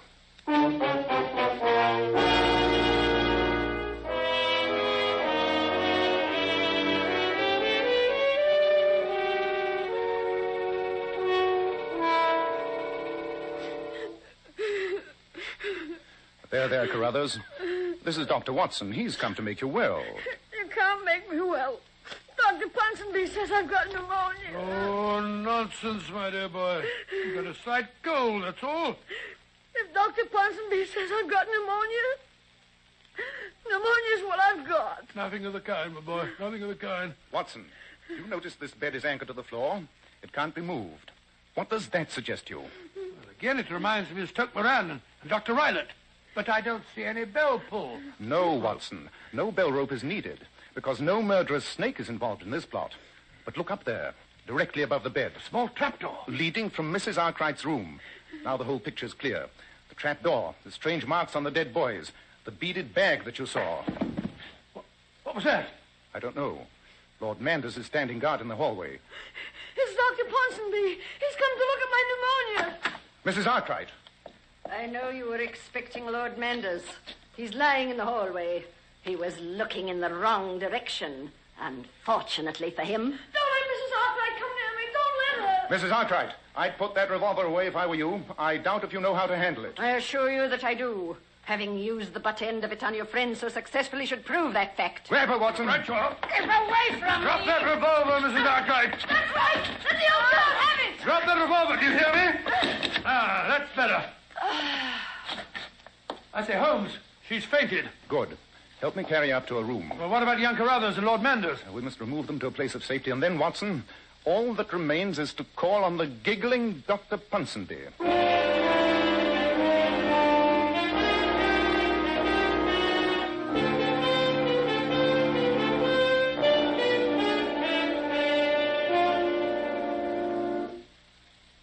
It's very dark in here, Holmes. I don't like this at all. Quiet. Somebody's coming.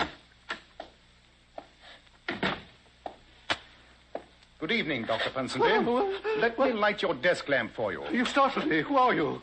What are you doing in my study? My name is Sherlock Holmes. Dr. Watson, you've already met. Yes, we've met, you scoundrel. Oh, yes, my friend the Scotsman. I was expecting you both. By the way, please put that revolver away. Firearms make me nervous. Dr. Ponsonby, I know how those 5 boys were murdered. I would venture the opinion that you once spent some time for the sake of your health in America. In Arizona Territory, I'd say. I wonder what makes you think that, Mr. Holmes. I've never been in America in my life. And yet I'm certain that someone here spent some time in the vicinity of the Gila River. Well, I understand that Mrs. Arkwright was in America a few years ago. Mrs. Arkwright? Dr. Ponsonby, Is it possible you're hoping to transfer our suspicions to your accomplice? My accomplice? You talk in riddles, Mr. Holmes. It's most confusing. Then shall we be more specific? You consider Carruthers Minor to be quite ill, I understand. Yes, I'm dreadfully worried about him. Then let me tell you, Dr. Ponsonby, that I examined the boy only a few minutes ago, and as a medical man, I say that he only has a slight cold. Then obviously we disagree in our diagnosis, Dr. Watson. After all, you're just a general practitioner, whereas I specialize... Yes, we know what you specialize in. Gentlemen, I suggest the three of us go over to Carruthers' room and hold a consultation. It's just possible that his health has taken a sudden turn for the better.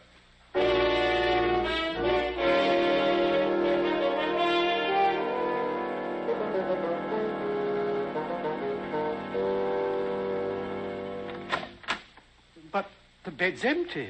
Carruthers Minor has gone. Yes, Dr. Ponsonby. And suppose you take his place. All right, I've got him, Holmes. Leave me alone.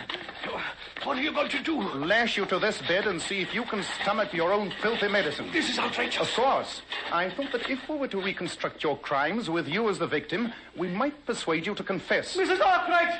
Mrs. Arkwright, help! I'm afraid she can't help you. She's in her room with the door locked from the outside. There we are, Holmes. He's lashed up so that he can't move. But you don't understand. Mrs. Arkwright has his instructions. You're...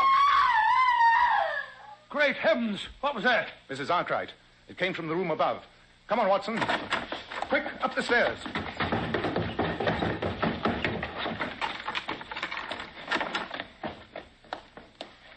She's fainted again. Feel her pulse. I'm just going to... Holmes, there is no pulse. She's dead. The poison works fast. Observe those marks on her wrist. Looks as if some animal had bitten it. It has. And that means the animal's loose in this room. Great heavens. Somehow it must have escaped from its cage and turned on her.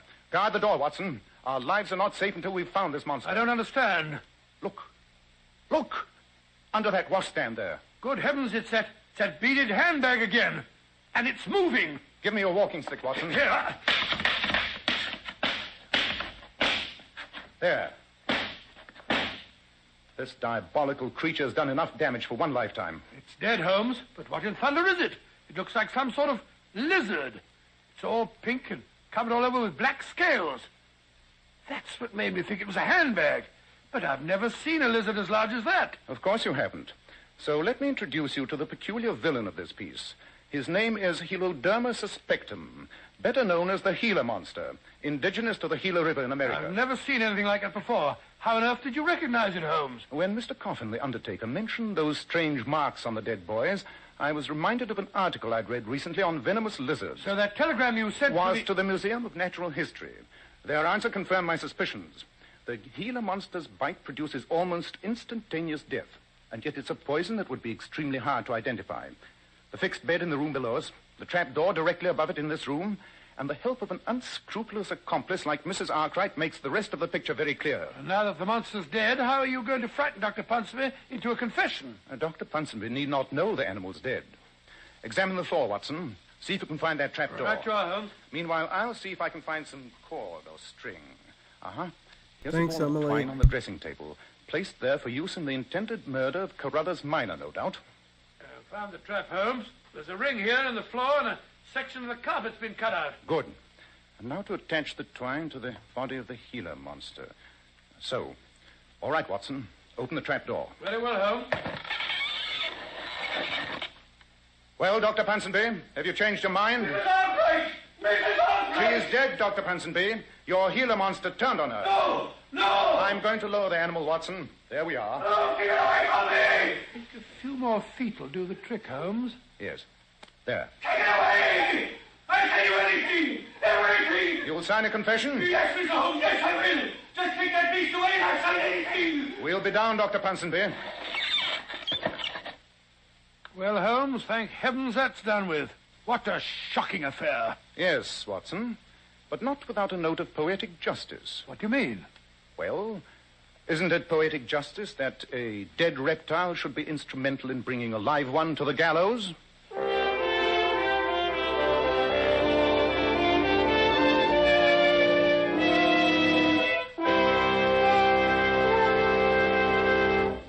Quite a gruesome finale, Dr. Watson. It certainly was, Mr. Bell. All in all, one of the most unpleasant adventures that Holmes and I ever encountered.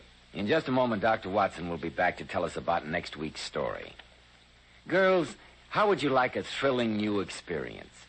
Then just listen to how beautiful Powers models glamour bathe their hair. We certainly were thrilled to discover the amazing beautifying action of Kreml shampoo.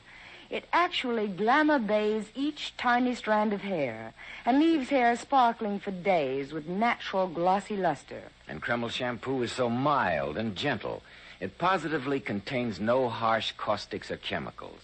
Instead, it has a beneficial oil base which helps keep the hair from becoming dry. No or brittle. stickers. Oh, and don't forget how its luxurious active foam penetrates right to the scalp and removes all loose dandruff as well as the dirt. Girls, why not follow the advice of these $1 million Powers models and glamour bathe your hair with beautifying Kreml shampoo? It takes only 10 minutes right at home.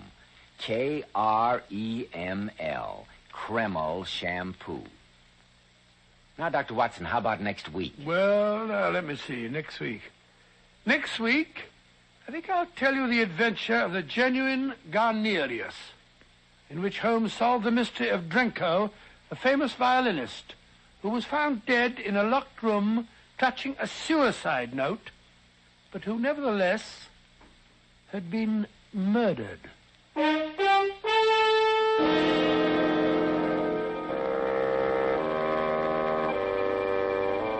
Tonight's new Sherlock Holmes adventure was suggested by an incident in Sir Arthur Conan Doyle's story, The Speckled Band. Nigel Bruce appeared by permission of California Pictures, Tom Conway through the courtesy of Eagle Lion Pictures. This is Joseph Bell speaking for Kreml Hair Tonic and Kreml Shampoo, and inviting you to be with us next week at this same time when Dr. Watson will tell us about the adventure of the genuine Garnerius.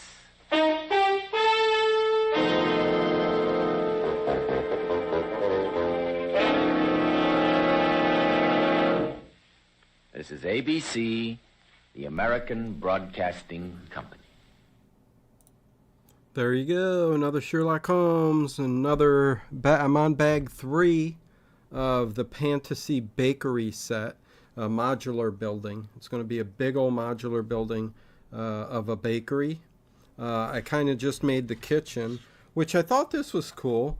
Again, no stickers. I love that all the tile pieces are printed, and you can see the bakery kind of on there. I'm trying to look. What does that say? Healthy Life, it says on there. But I love the way they do the glass doors where they open up into the kitchen. I think that's pretty cool and unique. I haven't seen that before. In the kitchen, I think very detailed kitchen. Of course, you need lights in there, and that's another thing, to light up your city and your buildings. You can do that, but takes a little bit of something to do. So anyways, it's coming along well.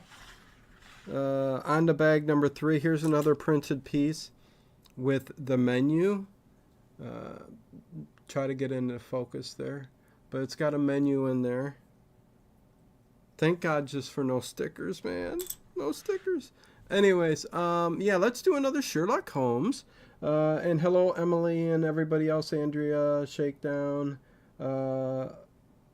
Hopefully, yes, everybody's having a good 4th of July, Independence Day. Hopefully you guys had your burgers and all that other good stuff. And, or not. Listen, I didn't eat a burger. That's too heavy. Anyways, oh, thank you, Connie Clary. Thank you. I like that. Happy 4th of July, everyone. $1.99 super chat. Thank you, thank you, thank you. Really appreciate it. Super chats always go to help out the channel and the streams. So thank you so much. Really appreciate it. So yeah, let's do another one. Let's do a Sherlock Holmes. This time, let's do the adventure of the genuine Garnius. Why can't I say that?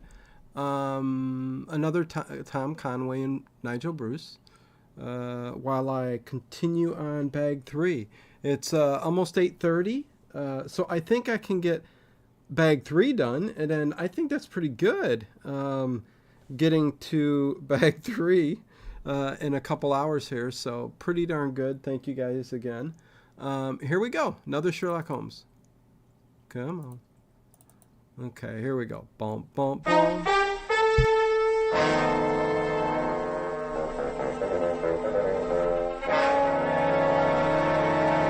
Kreml Hair Tonic and Kreml Shampoo present the new adventures of Sherlock Holmes, starring Nigel Bruce as Dr. Watson and Tom Conway as Sherlock Holmes.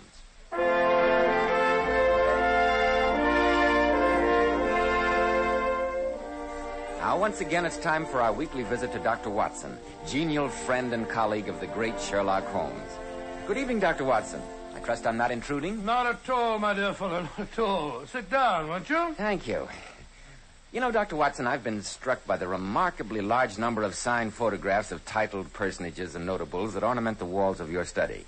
Mementos of your active career, I presume? Yes, though I must admit most of them are clients of Sherlock Holmes rather than grateful patients of mine. Well, this picture, for instance. Naturally, I recognize the photograph of the late Royal No Highness. no names, Mr. Bell. I beg you. Holmes and I always referred to the gentleman in question merely as Mr. Edwards. And what did you and Mr. Holmes do to cause his royal... I beg your pardon, Mr. Edwards, to inscribe his photograph in such affectionate gratitude? Oh, nothing of any great importance, I assure you. Merely that Mr. Edwards had become a trifle entangled, shall we say, with a little dancer at Maxim's in Paris, a young lady rejoicing in the appellation of Frou-Frou. Quite a delightful little bit of fluff, too. I gather that Sherlock Holmes settled the matter to Mr. Edwards' complete satisfaction. Very easily and very discreetly. But it led us into one of the most curious and singular affairs of Sherlock Holmes's career, and one which I don't believe would ever have been solved had Holmes not been a distinguished amateur on the violin. I call it The Adventure of the Genuine Guarnerius. Sounds intriguing, Dr. Watson. But if you don't mind a momentary interruption... Not at all, Mr. Bell. Go ahead. Men, there's a famous saying about locking the barn door after the horse has been stolen. Well, the same applies to the hair. Once bald, bald forever, they tell us. But you can make the most of the hair you've got. And you can't begin too early. That's why I want to tell you about Kreml Hair Tonic. Kreml contains very special hair grooming ingredients found in no other hair tonic. Kreml makes the hair stay better groomed longer, with that natural, greatly desired He-Man look. Never greasy, never sticky. But Kreml does lots more than just keep hair looking handsome. A massage with Kreml actually helps stimulate circulation in the surface of the scalp. Your scalp always feels so alive, so invigorated after applying Kreml. This highly specialized hair tonic also has an excellent lubricating effect on a dry scalp.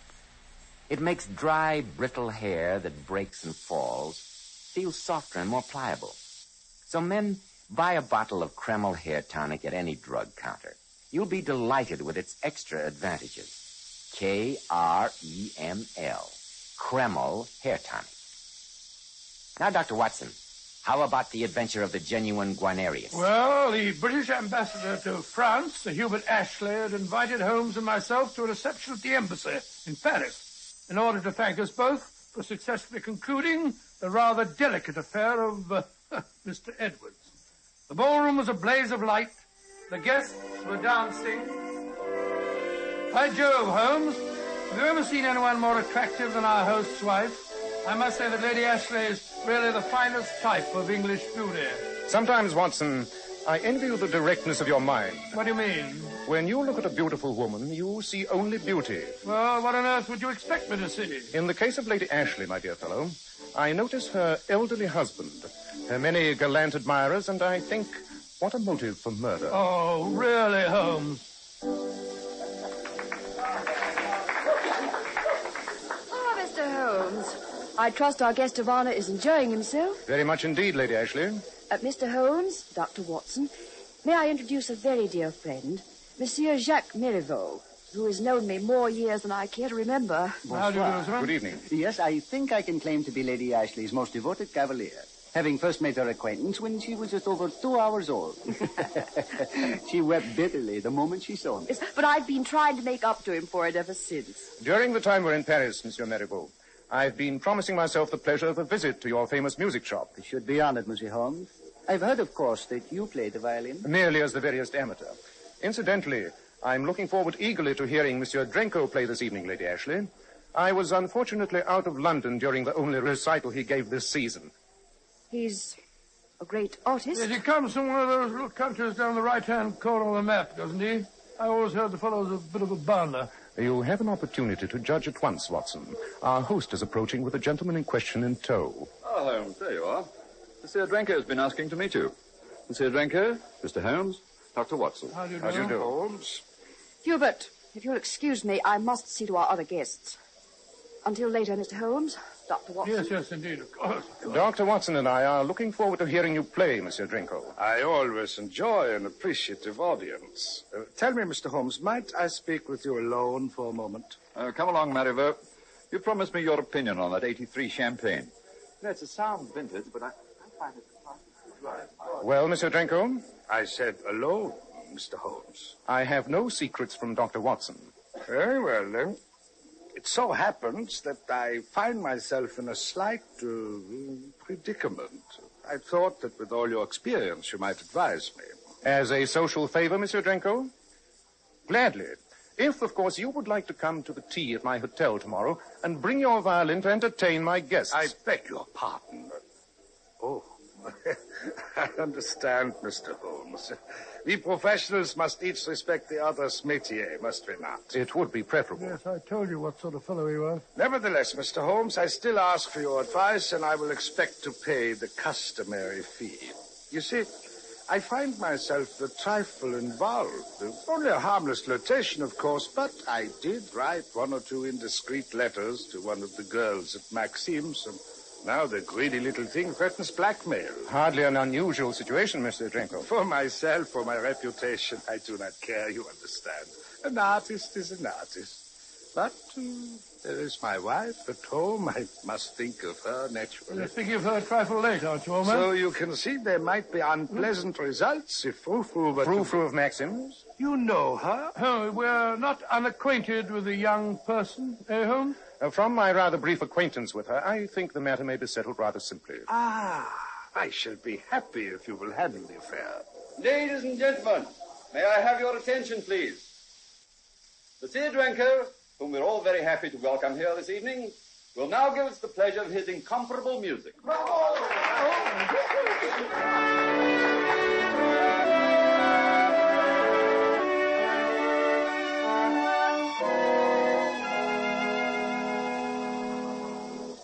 You are, gentlemen. Mademoiselle Frou-Frou's dressing room is right here. Oh, Papa. I say, Holmes, did you notice that girl just passed? The one wearing just those little thingamajigs? Quite. I also noticed, Watson, that backstage at Maxim seems to be one place where you not only see, but also observe very closely. Oh, hello, Monsieur Holmes. Good evening. Oh, I have not expected to see you and that cute little Dr. Watson again so soon. But perhaps this time it is pleasure, huh? Not business. Oh, I'm afraid not, Mademoiselle. Mademoiselle Frou-Frou, it was only because I thought the gentleman we have agreed to refer to as Mr. Edwards was at least as culpable as you that I persuaded the French police not to prosecute you in that matter of his mother's jewels. But, Monsieur Holmes, that little matter, we have settled it, have we not? The charge is still pending, mademoiselle, and at a word from me could be followed up. But why should I you? also happen to know that the Marsovian embassy is most curious regarding the attraction which brings Prince Danilo so frequently to Paris. That also does not concern me at the moment. Assuming, of course, that you return at once all the letters that were written to you by Monsieur Drenko, and that you cease from molesting him in any way. Oh, mais je comprends très bien. Oh, I see. Well, Monsieur Holmes, since you have put it so convincingly, I am rather tired of listening to a soulfully played violin. Monsieur Drenko may have his letters back. Here they are.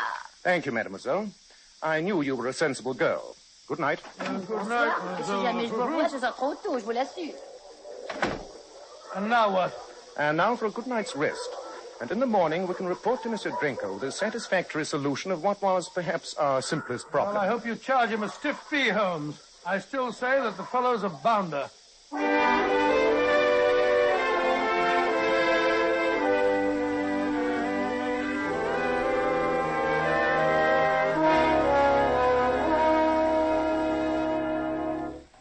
Good morning.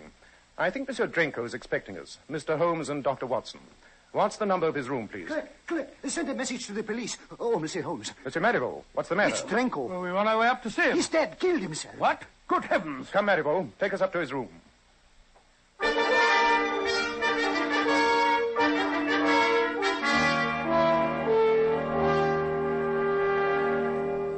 The man's been dead for more than an hour, Holmes. Yes, no, not more than half an hour. Closer to an hour, I should think. I see. Marivaux, would you please ask that chap we passed, the one who was painting the hall, to step in here for a moment? But of course. Curious. I wonder what could have been Drenko's motive in committing suicide. There is a painter, Monsieur Holmes. Ah, yes. Tell me, have you been working there all the morning? Oui, monsieur, ever since 8 o'clock. For over 2 hours, in other words. And were you working constantly in sight of this door? Absolutely, monsieur. I heard the gentleman in here practicing the violin for a little while, but he stopped almost an hour ago. Well, that puts the time of death at just about what I thought, Holmes. And you saw no one enter or leave this room during the entire time? No one. Oh, except 5 minutes ago this gentleman went into the room. A few seconds later, he came running out calling for the police. Thank you. Your statement has been very clear. You may go now, but better not leave the hotel. No doubt the police will want to question you. Très bien, monsieur. I have never had such a shock in my life, Monsieur Holmes. I came up to deliver a new violin that Drenko had ordered, and when I opened the door and saw him lying there, with his face all twisted up in agony... Yes, the common appearance of cyanide poisoning. Not very pretty, I'll admit. You'll note the characteristic odor of bitter almonds, Watson? Yes, indeed. And here's the empty bottle. Quite. The poison label on it removes any possibility of accident. Now, nobody could possibly have got in or out of the window. It's a sheer drop of 4 stories to the street. Look, Monsieur Holmes, this torn piece of paper. I found it here on the desk. It's his suicide note. Evidently written under the stress of considerable emotion, to judge from the writing. It is intolerable. I utterly refuse to endure it any longer. Signed, Mihai Drenko. It's his handwriting, Monsieur Holmes. I'd swear to it. Yes. Unquestionably the perfect setting for suicide. There's no doubt about it.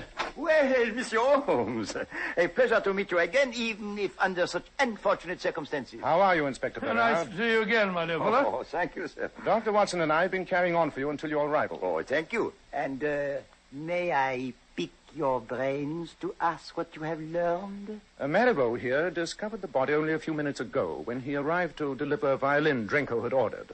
The painter you'll find out in the hall has had the room under observation all morning and will assure you that no one else entered or left it. And the fellow stopped practicing about an hour before. Sets the time of death pretty accurately. Here's the suicide note, Inspector. I'm afraid we're presenting you with rather an open and shut case. Oh, well, Dr. Watson, a hard-working officer like myself welcomes the absence of any mystery. And here's the violin that Drenko was practicing on. Let me see it, Watson. Odd. Very odd indeed. You mean odd that Drenko should be practicing the violin until just before he killed himself? No, Inspector. That fact by itself would merely be singular. But listen to the violin on which he was practicing. Sounds all right to me. I confess, Monsieur Holmes, that I find no mystery in a man playing the violin just before he killed himself. Perhaps, Inspector, you may then be able to explain why a world-famous violinist like Drenko should do his practicing on a violin that is most unmistakably out of tune. But how should I know what a man would do just before he commits suicide? Suicide? This isn't suicide, Inspector. This is murder.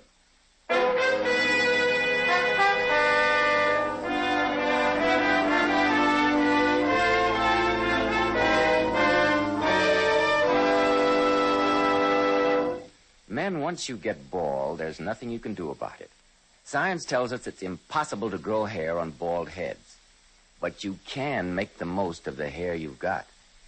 And let me tell you, there's nothing better than Kreml hair tonic to do it. In the first place, Kreml does a marvelous job of hair grooming. It keeps every lock neatly in place, yet never looks greasy or sticky. Kreml contains very special hair grooming ingredients, the like of which have never been duplicated in any other hair tonic. But Kreml does lots more than just keep hair in place. A massage with Kreml helps stimulate circulation of the blood in the surface of the scalp. Your scalp feels so clean, so alive, so invigorated. At the same time, it removes loose dandruff. And if your hair is so dry and brittle that it breaks and falls, remember, Kreml actually helps condition the hair, in that it leaves it feeling so much softer and more pliable. It also has a grand lubricating effect on a dry scalp. So remember, men, make the most of the hair you've got. Use Kreml Hair Tonic daily. Kreml. Kreml Hair Tonic.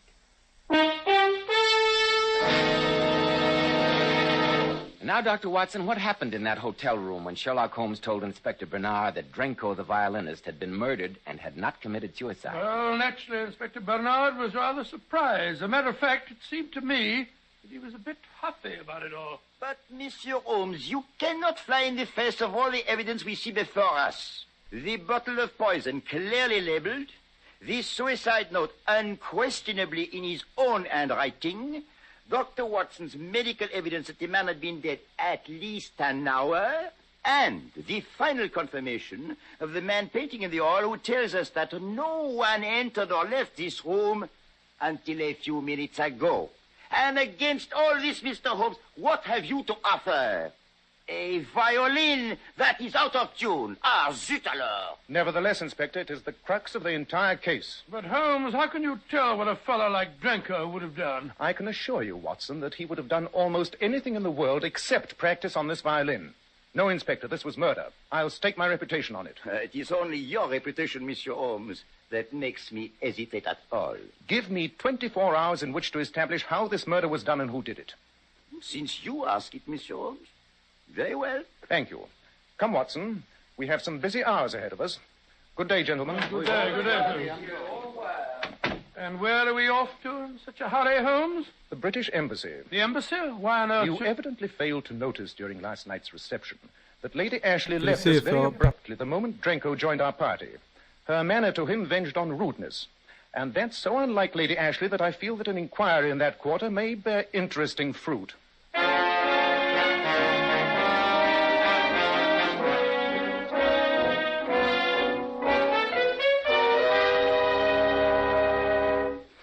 May I ask, Mr. Holmes, the purpose behind this unexpected visit? In just a moment, Sir Hubert. I'd like to have Lady Ashley present when I... Yes, Hubert? My maid said you wanted to talk... Why, Mr. Holmes, Dr. Watson.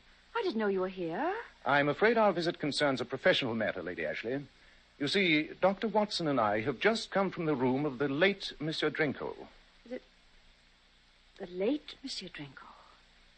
I don't understand. Drenko has been murdered, Lady Ashley.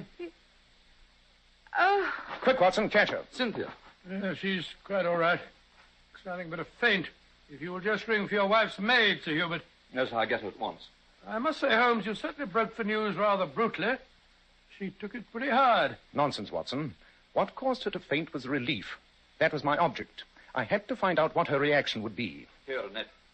You and Mary help Lady Ashley up to her room and put her to bed. Oh, no, we must Just keep her quiet. A cup of hot tea will do her no harm when she comes round. And now, gentlemen, if you'll excuse me. I'm sorry, Sir Hubert, but I must ask you to remain here with us for a few moments. Well, I don't understand. Sir Hubert, Lady Ashley's reaction to the news of Drenko's death was a good deal more pronounced than might be expected in the circumstances. I haven't the faintest idea what you're trying to insinuate. I insinuate nothing. I merely state facts. Would you prefer that I question her, or will you tell me what lies in back of all this? Very well, Mr. Holmes. But I should like to spare my wife as much as possible. My only interest is in any light that she might be able to shed on the matter. Cynthia is a very young and very beautiful woman. Before we were married, she had, well, how shall I put it, fallen under the spell of this man, Drenko. I asked her no questions, but I know that he continued to have some strange hold over her. I had the impression that she hated seeing him and that he was forcing his presence on her on those occasions when he was Thanks, guest in my Philip. house. Yes, I Happy still Fourth, don't believe bud. anyone killed the fellow, but if someone did, it sounds like a good riddance. Unfortunately, Watson, we are not concerned with the equities of the murder, but with its solution. Thank you, Sir Hubert. You've been extremely helpful. Well, justice must be done, Mr. Holmes. But if ever I wished that your great powers might fail, it is now. I have no hesitation whatsoever in saying that I'm infinitely grateful to the murderer of that swine Drenko.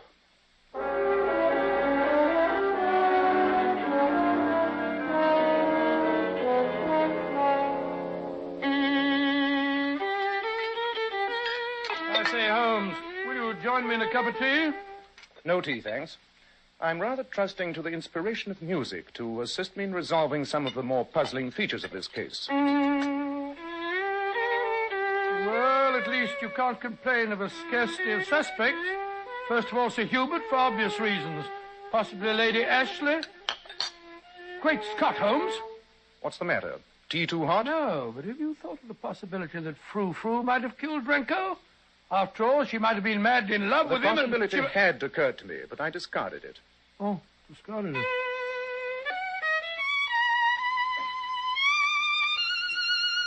By Jove, look at this glass here on the table. It's positively vibrating from that high note. A not uncommon phenomenon. As you must know, certain objects vibrate in harmony with certain notes. Watson, get your coat. We promised to pay a visit to Marivaux's shop. I think this would be an ideal time to discharge that obligation.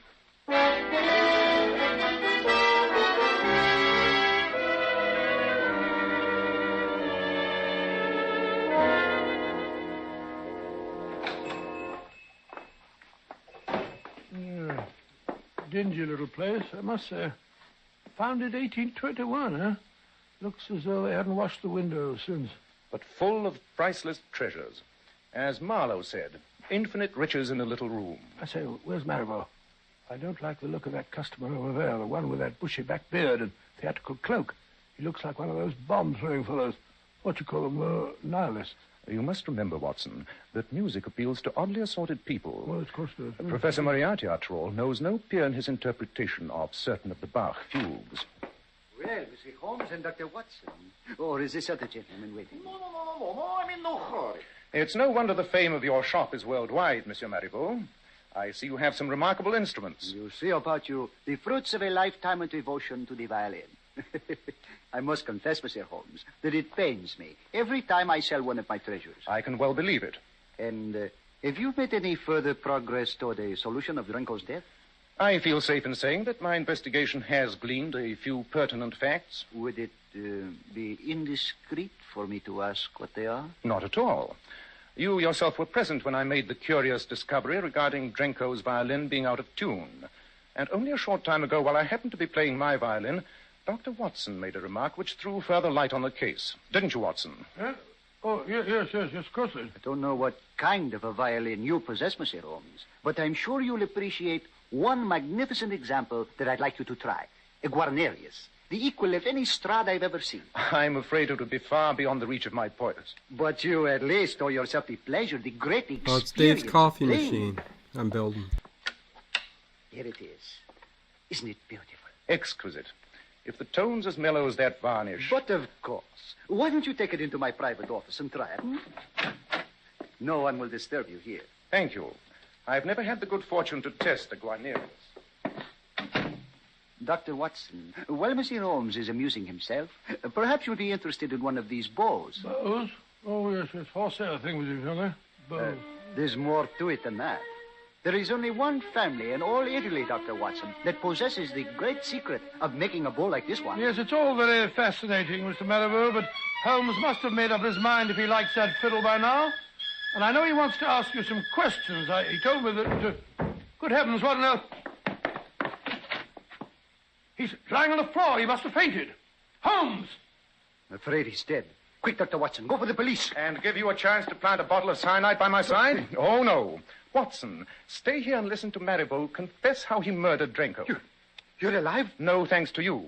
I took the trouble to dissect the violin you gave me, and then played one of the others here to lure you in. He killed Drenko, but the suicide note... Elementary, my dear Watson. I would hazard a guess that it was torn from the end of a letter to Marivaux referring to an unsatisfactory instrument, which was intolerable and which he couldn't endure any longer. But Holmes, Marivaux was nowhere near Drenko when he died. Marivaux had left a very oddly constructed violin with Drenko, presumably last night, knowing that it was Drenko's habit to practice each morning from 8 till 10. Inside the violin, in place of a sound bar, Marivaux had put a thin glass vial containing cyanogen, the lethal gas which is identical in odor and effects with the cyanide. Good heavens. When Drenko reached the proper high note, the extremely thin glass vial cracked under the impact of the sympathetic vibration, releasing the deadly fumes through the F-holes in the violin. And the violin that Marivaux was delivering to Drenko when he discovered the corpse... Precisely, Watson. He merely left that one by the body, planted the note, and carried off the fatal weapon and all proof of the crime in his now empty case. He made only one error. He neglected to tune the violin he left. Amazing, Holmes. I've listened very patiently, Monsieur Holmes, to your ingenious and utterly imaginary reconstruction. I suppose you can furnish a motive, too? I'd prefer to spare Lady Ashley the ordeal, Marivaux. But I have no doubt that it was in you she confided that Drenko had been blackmailing her on the strength of their earlier romance. But to convict a man of murder, you need something more than words. You need proof. You seem to be overlooking this dissected violin on your desk, with which you attempted to murder me. I fancy that the sample of your handiwork with the vial of gas affixed therein will offer ample proof. You'll never send me to the guillotine. I'll kill myself first, but I'm going to take you with me. Drop that vial, Marivaux. Precisely what I intend to do. Drop it and release the fumes. They will put a speedy end to all three of us. I've got your wrist, Marivaux. Give me that vial if you don't want a broken arm. There. Much better. Good heavens, it's an nihilist. I mean, Inspector Bernard. As you noticed when you commented on his beard and cloak, Watson, the inspector's tastes in disguise are a trifle flamboyant.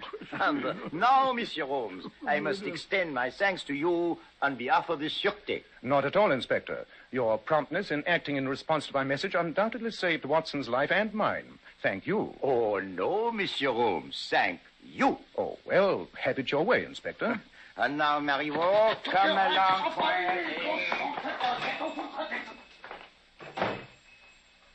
Phew. Rather too close a shave to suit me, Holmes.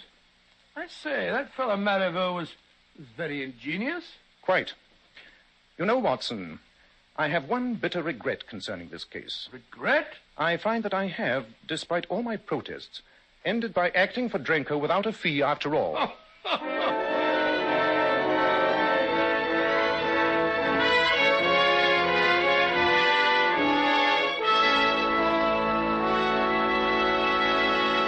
In just a moment, Dr. Watson will tell us something about next week's story. But first, girls, some of the most beautiful women in the world are Powers models. And one of their outstanding characteristics is their shining, bright hair. Now, here's how they keep it shining. Powers models use Kreml shampoo. This amazing beautifying shampoo has been especially developed to actually glamour bathe each tiny strand of hair, revealing all its natural glossy luster. My wife says Kreml shampoo is wonderful for washing children's hair. How about that? Oh, yes, it would be, because there are no harsh caustics or chemicals in Kreml shampoo, and its luxurious active foam penetrates right to the scalp and removes all loose dandruff as well as the dirt. Girls, if you could only see how Powers model's hair fairly radiates glossy highlights, I'm sure you'd want to try Kreml shampoo right away. You can get a bottle at any drug counter. Kreml. Kreml shampoo. Now, Dr. Watson, what about next week? Well, now, let me see. Next week, I think I'll tell you about the adventure of the Sally Martin. The Sally Martin? She was a boat, Mr. Bell. Oh. A luxurious yacht. Holmes and I entered the case when her owner was found lying dead in his bunk with a knife stuck between his ribs.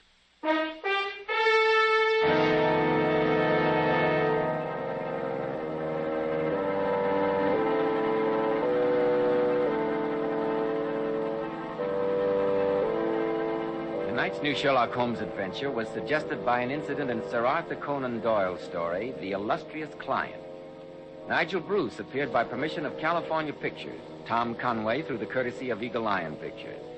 This is Joseph Bell speaking for Kreml Hair Tonic and Kreml Shampoo, and inviting you to be with us next week at this same time when Dr. Watson will tell us about the adventure of the Sally Martin.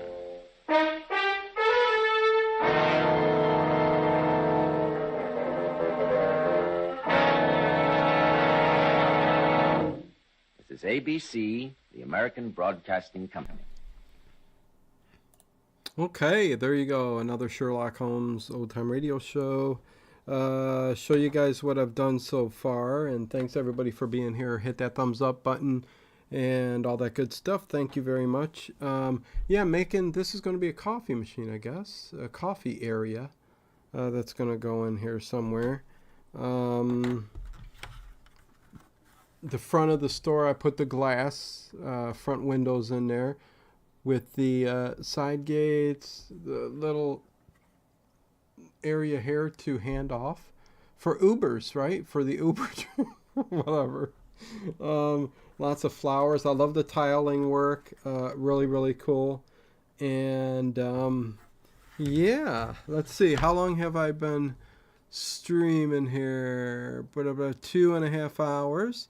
I think it's time for me to take a break before I go ahead and do the overnight stream.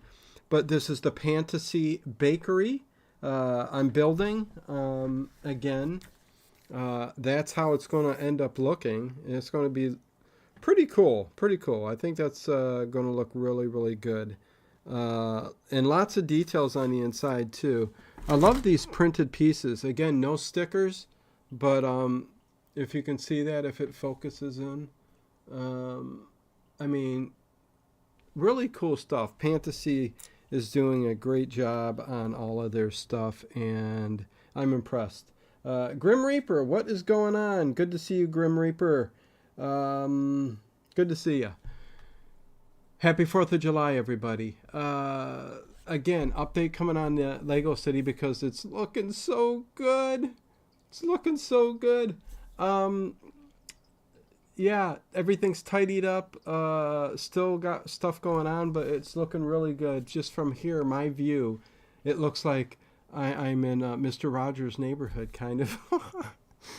Kind of funny. But the Orient Express, I had to halt on the live stream because I'm missing 2 pieces, which is weird. And I will continue on that when those parts come in, after this build, I guess. But yeah, how did your train come out? The train, well, like I just said, yeah, missing a couple parts. I ordered them off of Lego's site. It's like 57 cents for the door and 17 cents for the other 2 pieces, but they were missing, so I had to get it. I mean, thankfully you can go on the website and do that, right? That is pretty cool. But yeah, no, so far so good. I think I got it pretty far here with bag number 3. Looks like there's probably going to be 15 bags, numbered bags. So yeah, we'll see how fast I get through this. Yeah, excited to do this. So thank you guys all for joining. Please be sure to do everything you need to do, right? And have the rest of your night be great. Enjoy the overnight stream tonight that I got. And check out the link for Pantasy down below. They've got all kinds. They've got a lot of steampunk stuff, too. And I'm going to be putting it together. They got a steampunk train station, steampunk ship. There's a lot of cool stuff on the website. And the prices, I mean, unbelievable. So check that out, please. And yeah, until tomorrow, I guess. I will continue this tomorrow. You guys can see what progress I've made, and we can continue with listening to maybe some more Sherlock Holmes or something like that. But I'm going to eat, drink something, get ready for the overnight stream.